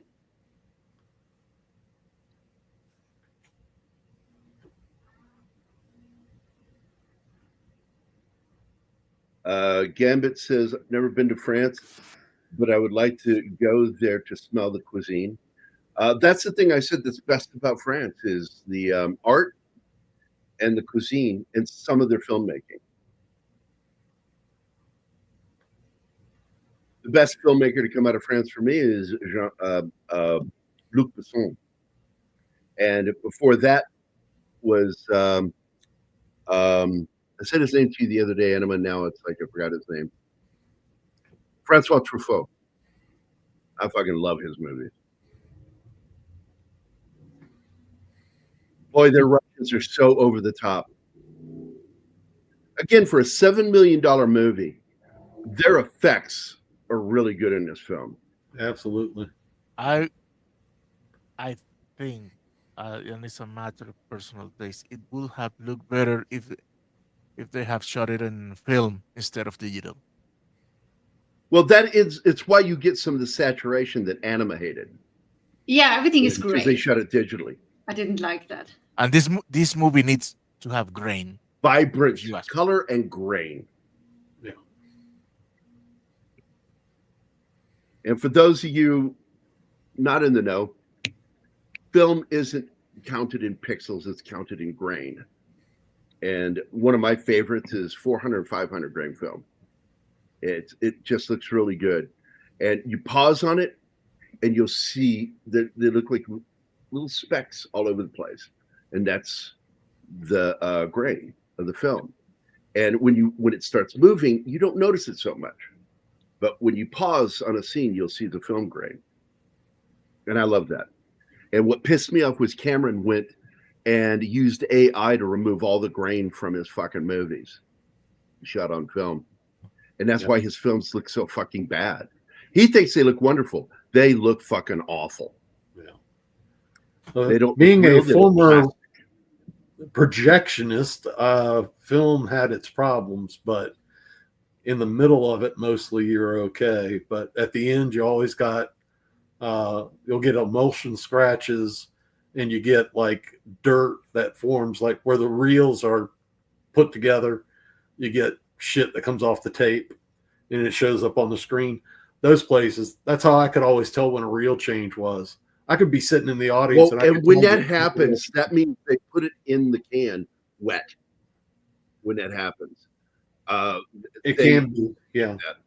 You know, but I've read where they've done that shit, and guys will complain about the film sometimes even being sticking to itself. Yeah, it's that emotion. Nowadays, most of theaters are digital projectors. Yes. Yep. What you could do is shut it in film and then transfer to digital and keep the grain. That is a beautiful handgun right there.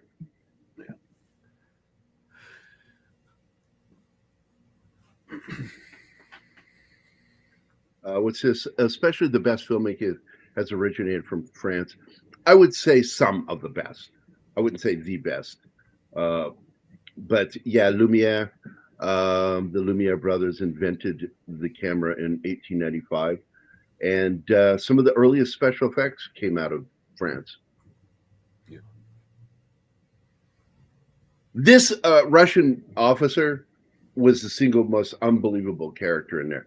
This is great when the thing looks down and sees this dead baby, and then looks up and you see, okay, shit's about to happen here.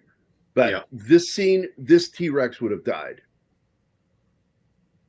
When No they matter had how time. big it is, Yeah. this T-Rex would have fucking died. And I think they should have showed it dying and killing as many of them as it could before it died, getting its revenge on that fucking Russian.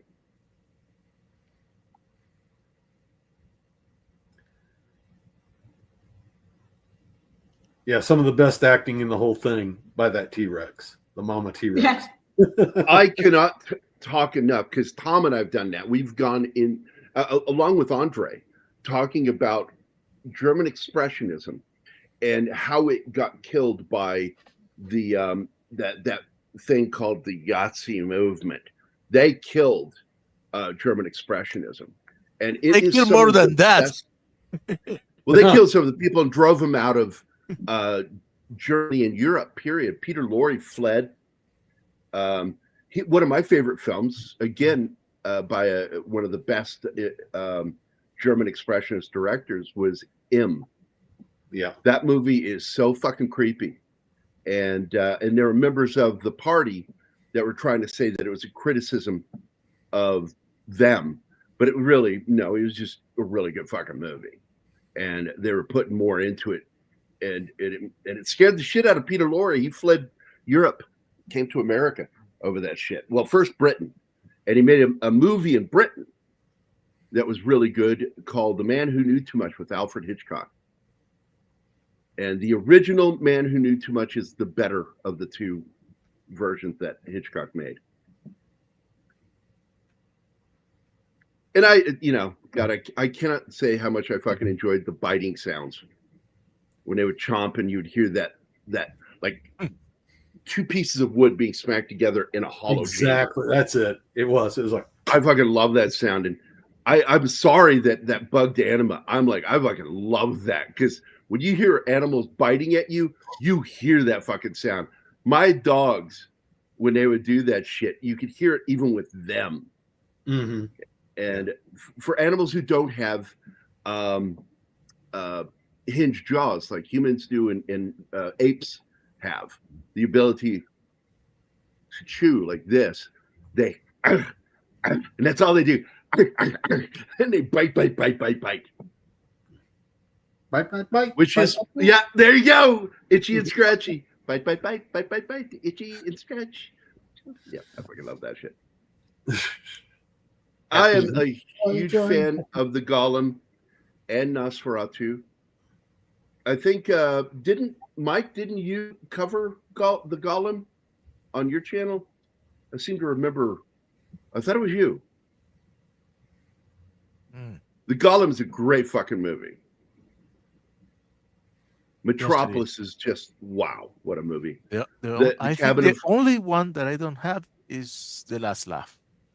I don't have it either, but I've seen it. And I do believe, yes, it is available on this website. Let me get it for you guys. Royalty-free movies. And there are some great freaking films over there on this website. You have to go through them all. They don't have a search feature on this website, which makes no sense to me. But here you guys go. Public domain films. There you go. Okay. A lot of great silent films, sound films. There's even some more modern films that studios went out of business or didn't want to spend money on anymore. Right. It's like It's a Wonderful Life for a long time was public domain, and then somebody bought up the rights to it. I think it was Republic Pictures bought them up like in the late 80s or something. But up till then, you'd see it on every channel at Christmas time because they could run it for free and people loved it. Actually, and hey, I'm glad you brought that movie up, Gambit, because I have talked about that ad nauseum on this channel when people, I don't watch films based on their politics. I say, if you make a good film, I don't care what your politics are. I will watch it. And the Battleship Potemkin is one of those films by Sergei Einstein. And that is one of my favorite films from my childhood. And I still like watching it every once in a while. That nightmare scene with the baby carriage scene on the steps where during the revolt and they start killing people. This scene is so fucking unbelievable. It pissed me off. Because all they had to do was fire down that fucking hallway and they would just start dropping these things. Because they are not thick-skulled like the T-Rex. The 223 would fucking smoke one of those guys. Head, body, aim, center mass. You will kill them. Shoot their fucking hearts. Drop them immediately. Some of the filmmakers were veterans of the German and Austro-Hungarian armies, and the distorted scenery was meant to evoke the disorientation of the battlefield. Thank you, Alpha. I really appreciate this guy. I appreciate all you guys, but I love some of you even more, like Gambit, who brings the knowledge. Yes, occasionally he copy and pastes from IMDb, and we tease him about what it. we just said. Yeah, and he'll start talking about shit that we talked about an hour earlier. Like we already went over that, but I don't care. I fucking love Gambit. He brings the knowledge. He always has something interesting to say. He's got great opinions. Alpha's the same way. Comic Relief, God, I'm going to just go through it and say everybody's fucking names. Because Gambit, Emmanuel, what I love about Emmanuel, she just loves what we talk about. Her and Regis, they're like that. Penny, she just loves the way we talk about stuff. She gets a kick out of us. And I hate saying this because she's a God-fearing woman, church-going lady. We have ruined Penny. We have ruined her. She does backdoor breaches. Would you believe she that? does backdoor breaches all the fucking time, you know. And Genghis Khan, John Osteen, they bring the knowledge, especially when we start talking about real world shit. Connie Cleary too, Andy Morrow. Andy Morrow is probably my biggest stalker on Facebook Messenger, and I love it. I will be exhausted, ready for fucking bed, and he'll send me something. Him and Tim send me shit like every fucking day that will fucking make me laugh. And I'm like, I'm so glad I have those guys sending me shit. It annoys everybody else. Like Anima is a complainer. And it's like, you know, Anima is one of those people, if she doesn't have something to complain about, she is unhappy. Shut the fuck up. Exactly.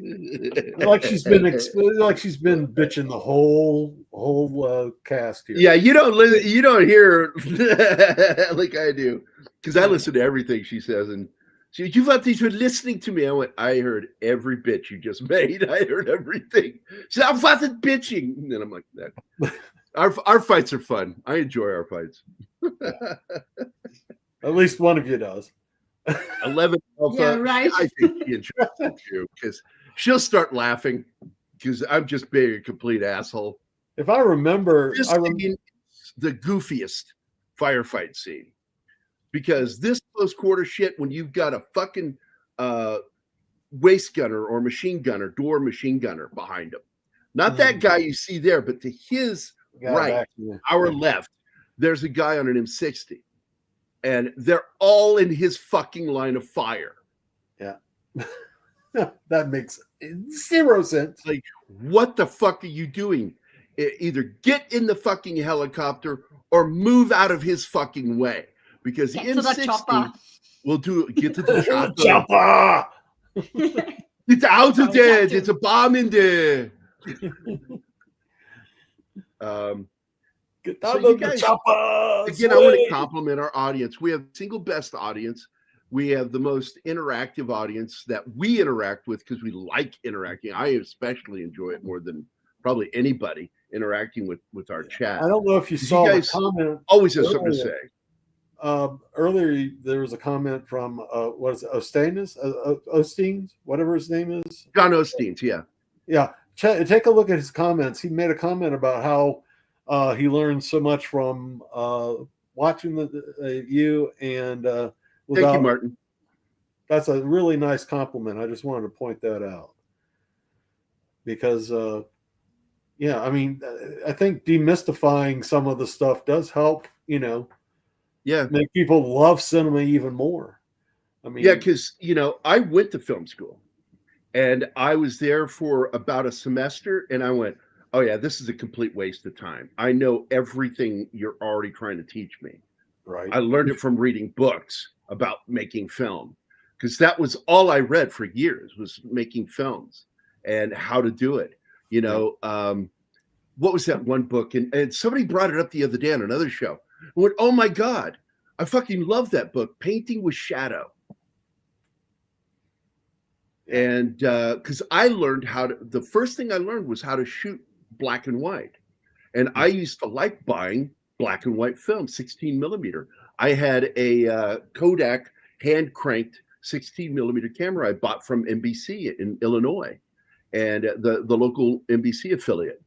And it had the 3 lenses, and I fucking loved that camera, man. And I'd buy black and white, man, and just working with it. And I tell people all the time, if you want to shoot black and white, the trick is to use a yellow filter on your camera, a yellow gel, and lighting with yellow too, because it really brings out the shadows.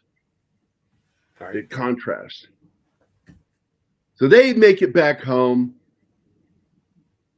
I thought we were already there. No, we're not. Yeah, this is like all the way through this movie. I'm like, yeah, the black man's going to die. He'll die. They're going to kill him, and then they're going to be able to yell, yeah, you're racist.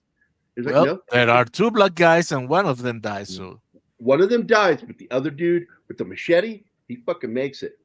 And because he has a machete. That's because why. I think his character is Congolese, as I recall. He's from the Congo. And boy, I got to tell you, I have a problem with Jeremy Piven's helmet there, because M1 helmets are fucking huge, and that one looks small on him. And I'm like, his head can't be that fucking big. I love this shot right here. This is a great shot, all CG. Yeah, that was a great shot.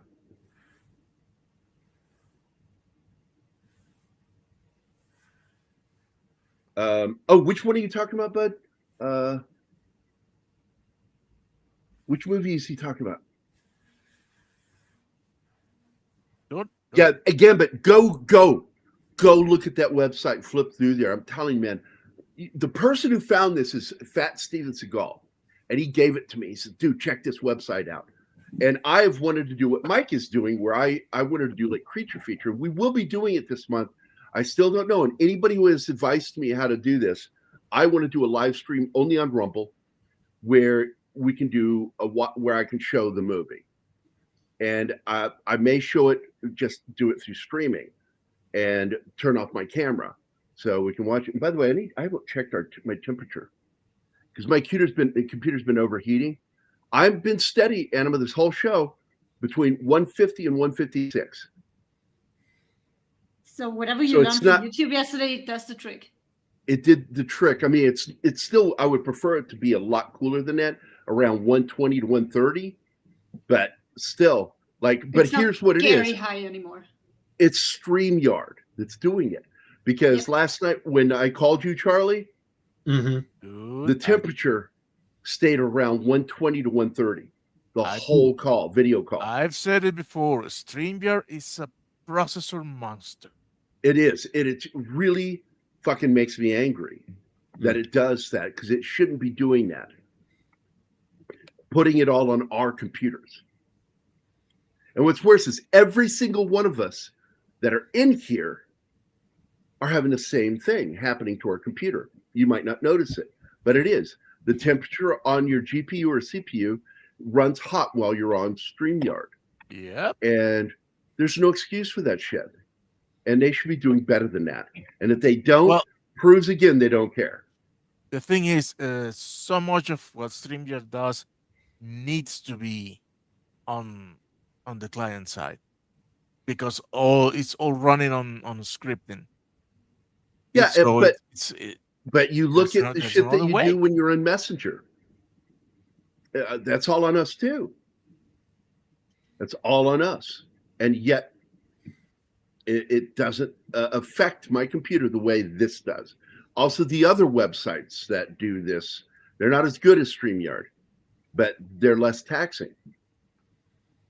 on my computer when I've tried them. What's this alpha? Or is it LBE's H strap or Y strap? I saw some guys with Y straps. The one dude that was drowning or that drowned was killed either going into the water or died in the water. He was wearing the Y strap. And because I pointed out that he had the medical pack right here on the shoulder. And I'm like, ha! Army knows that. I know that.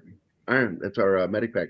Because all my gear was Vietnam era until later when we got our Kevlars. Because like when I was in basic, we had the M1 helmets, piss pots. And then we got the AIT down in Texas and we got the new shit. And that was nice. Interesting name. The piss pot. Yeah. Yeah, and the old saying, I ain't got a piss or a pot to piss in. And yeah, it was a piss pot. And you used it for everything. Yeah, I'm beginning to see that. You shaved, you brushed your teeth in it.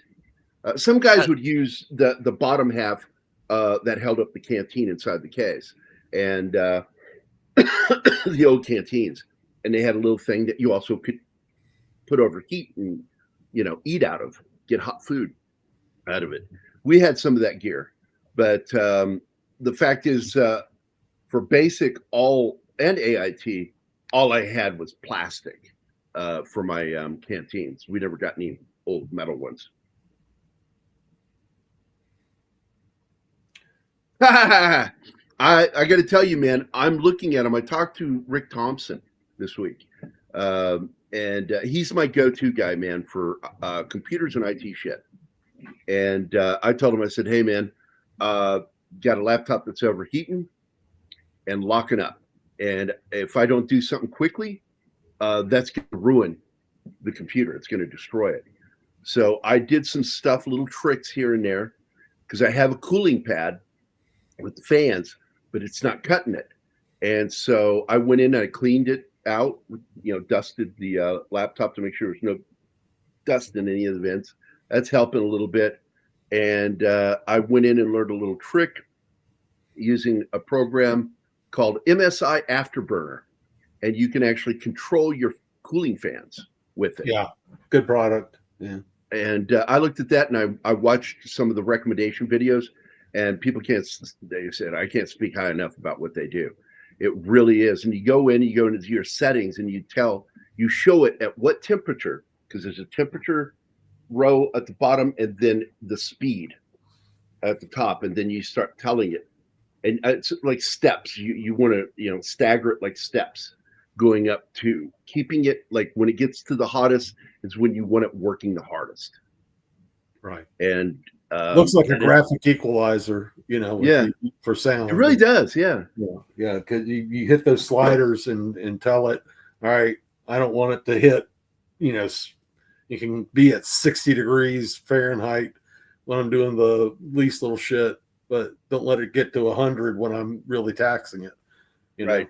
Something like that. So Alpha, I've told the story of my mom. I'm sitting at a table. Almost all of the men at this table are military and combat vets. And we're all sitting there and we're talking about like military gear that we always liked and what we didn't like. And my mom perks up and she goes, you know what my favorite hat was? I like, okay, Mom, what was that? She goes, I like that hat. They called it the cunt cap. And I had taken a drink and I did a spit taking joke. Like going, Mom, no.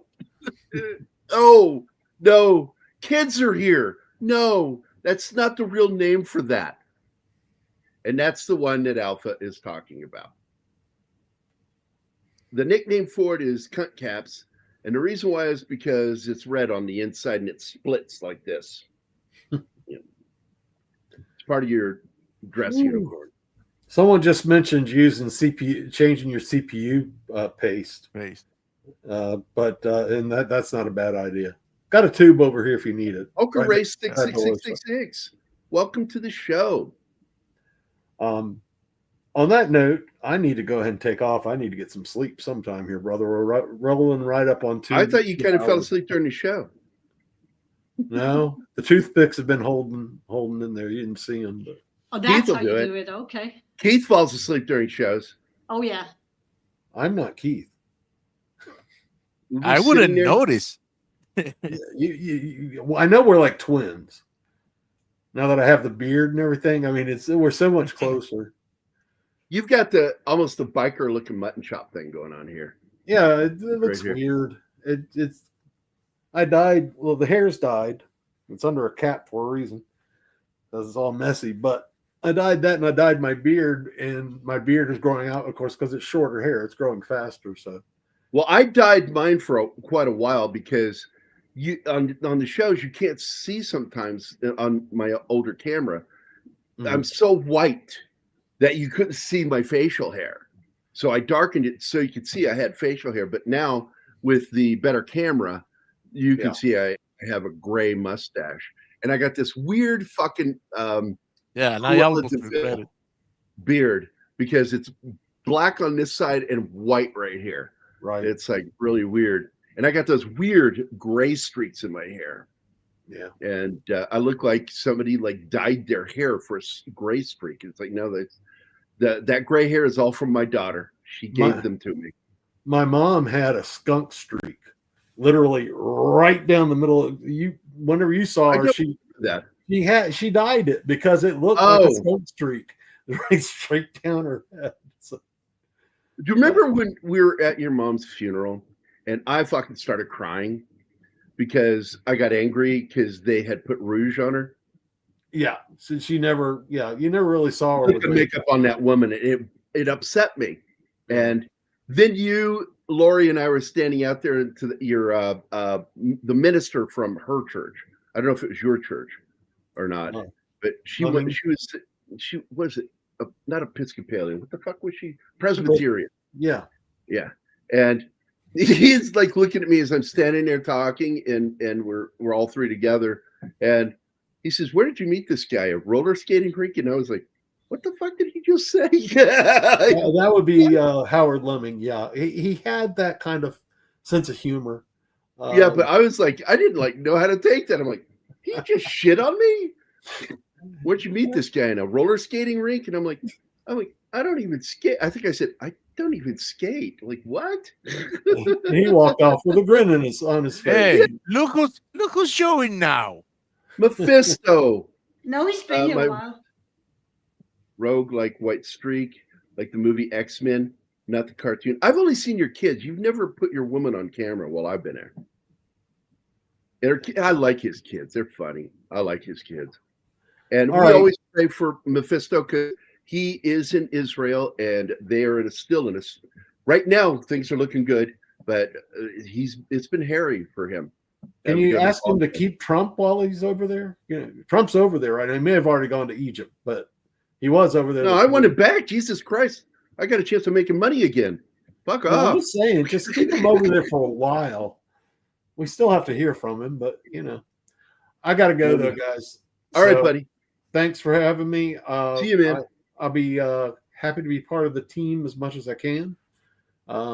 So if you'll have me, I'll hang here. And I won't warn Martin. Just show up when you show up, and then he'll go, "Oh, Charlie is here." Oh, Charlie is here. I won't have a chance to talk at all. He's not Asian. He's Hispanic. I didn't say. I didn't go. Oh, he's a. You don't Me don't love don't you get me long started on that time. because I'll get us banned too. Did you just assume my race? I didn't Everybody assume- knows he is a Russian bot hiding behind a Mexican avatar. Look, I'm going to tell you something very, very simple. You'll never get anything sexier than him with hair. Oh man, va va va voom. Back up to that glory hole, boy. His head's shaved. He always keeps his head shaved. But Yeah, I've always because my wondered what he hair looks never like. looked like that. Yeah, and I'm like, well, that's what he looks like with hair. All right. I'm a southern really, boy. but- Drop them panties, boy.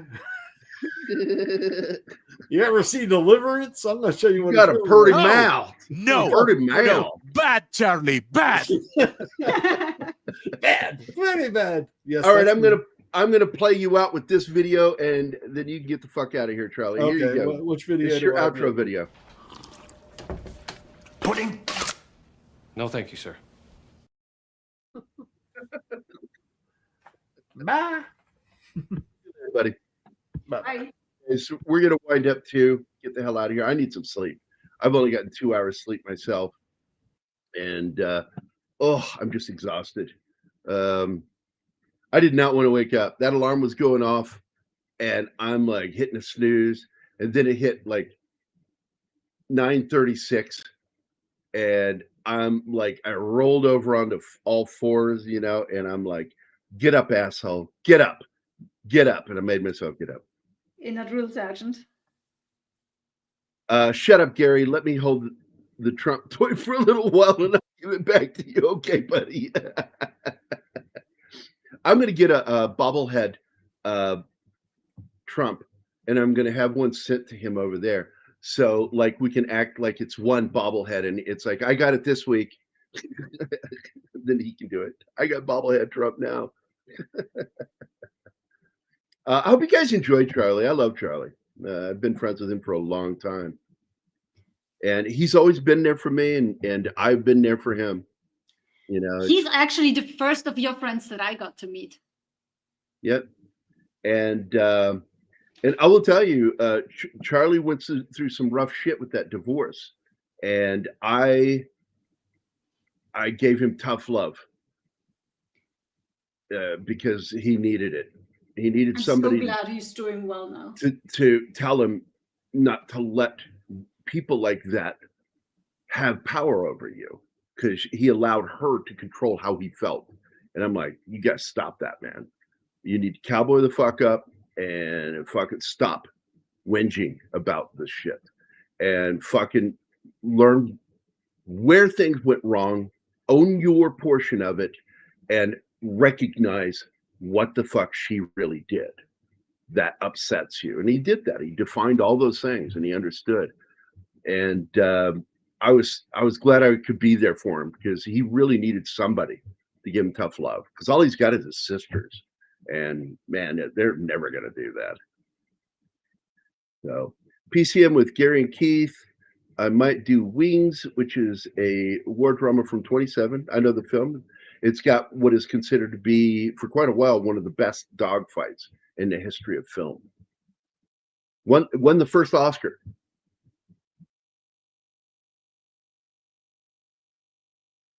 Yeah, I absolutely agree with you, Gambit. It's okay. It's a great movie. It's all right.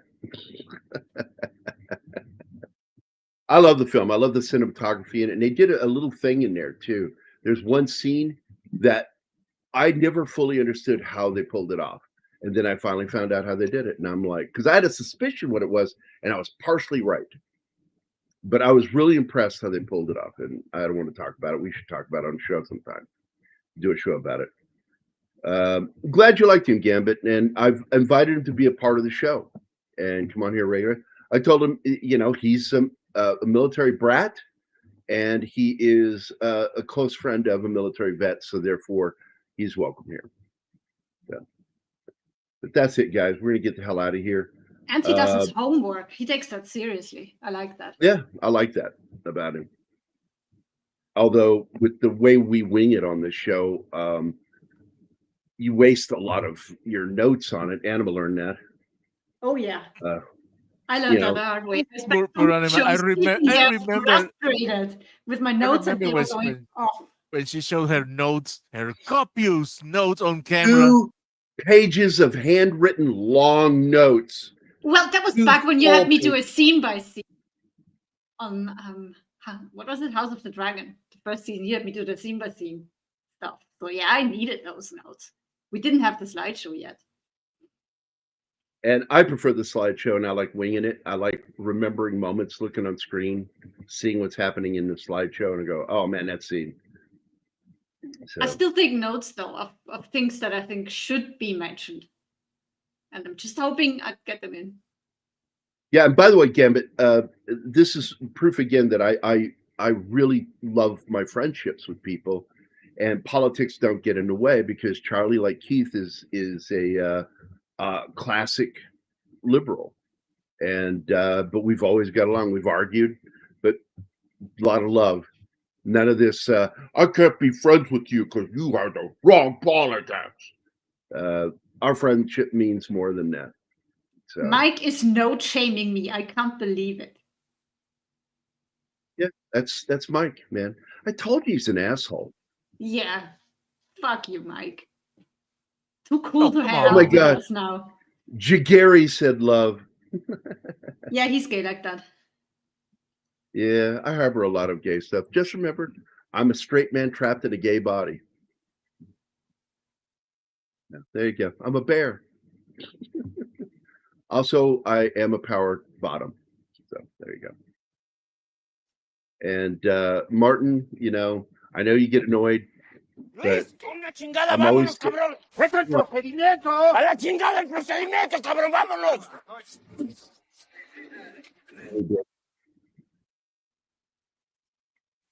Hey, did Hammerschlag show up today? No. I didn't see him. No. That's so Aw. odd. So gay of you, Mike. Hell's Angels, yep, another good one.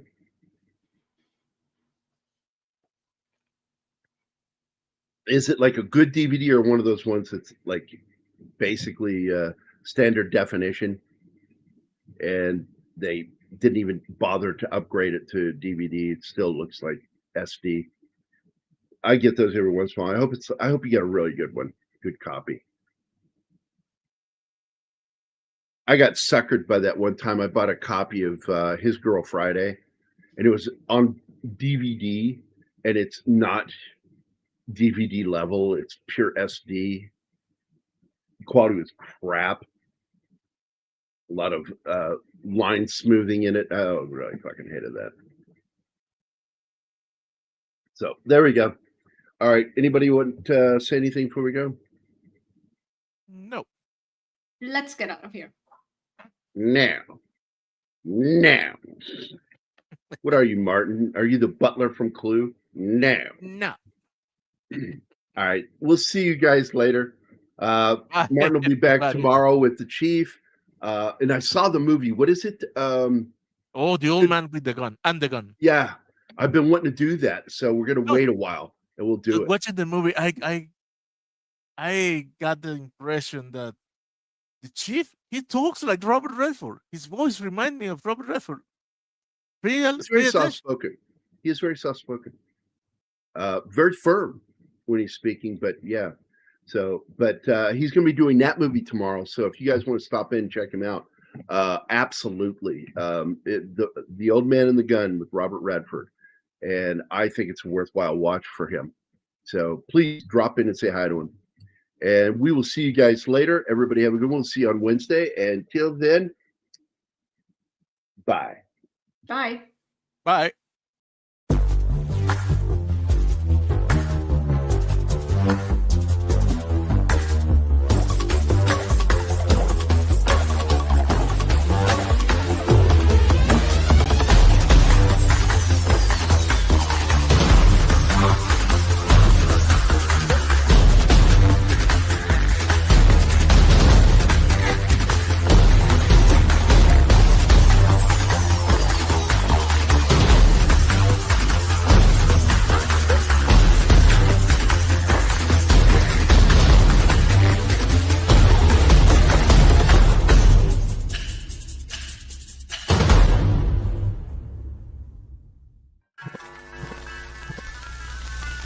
Y'all come back now. You hear?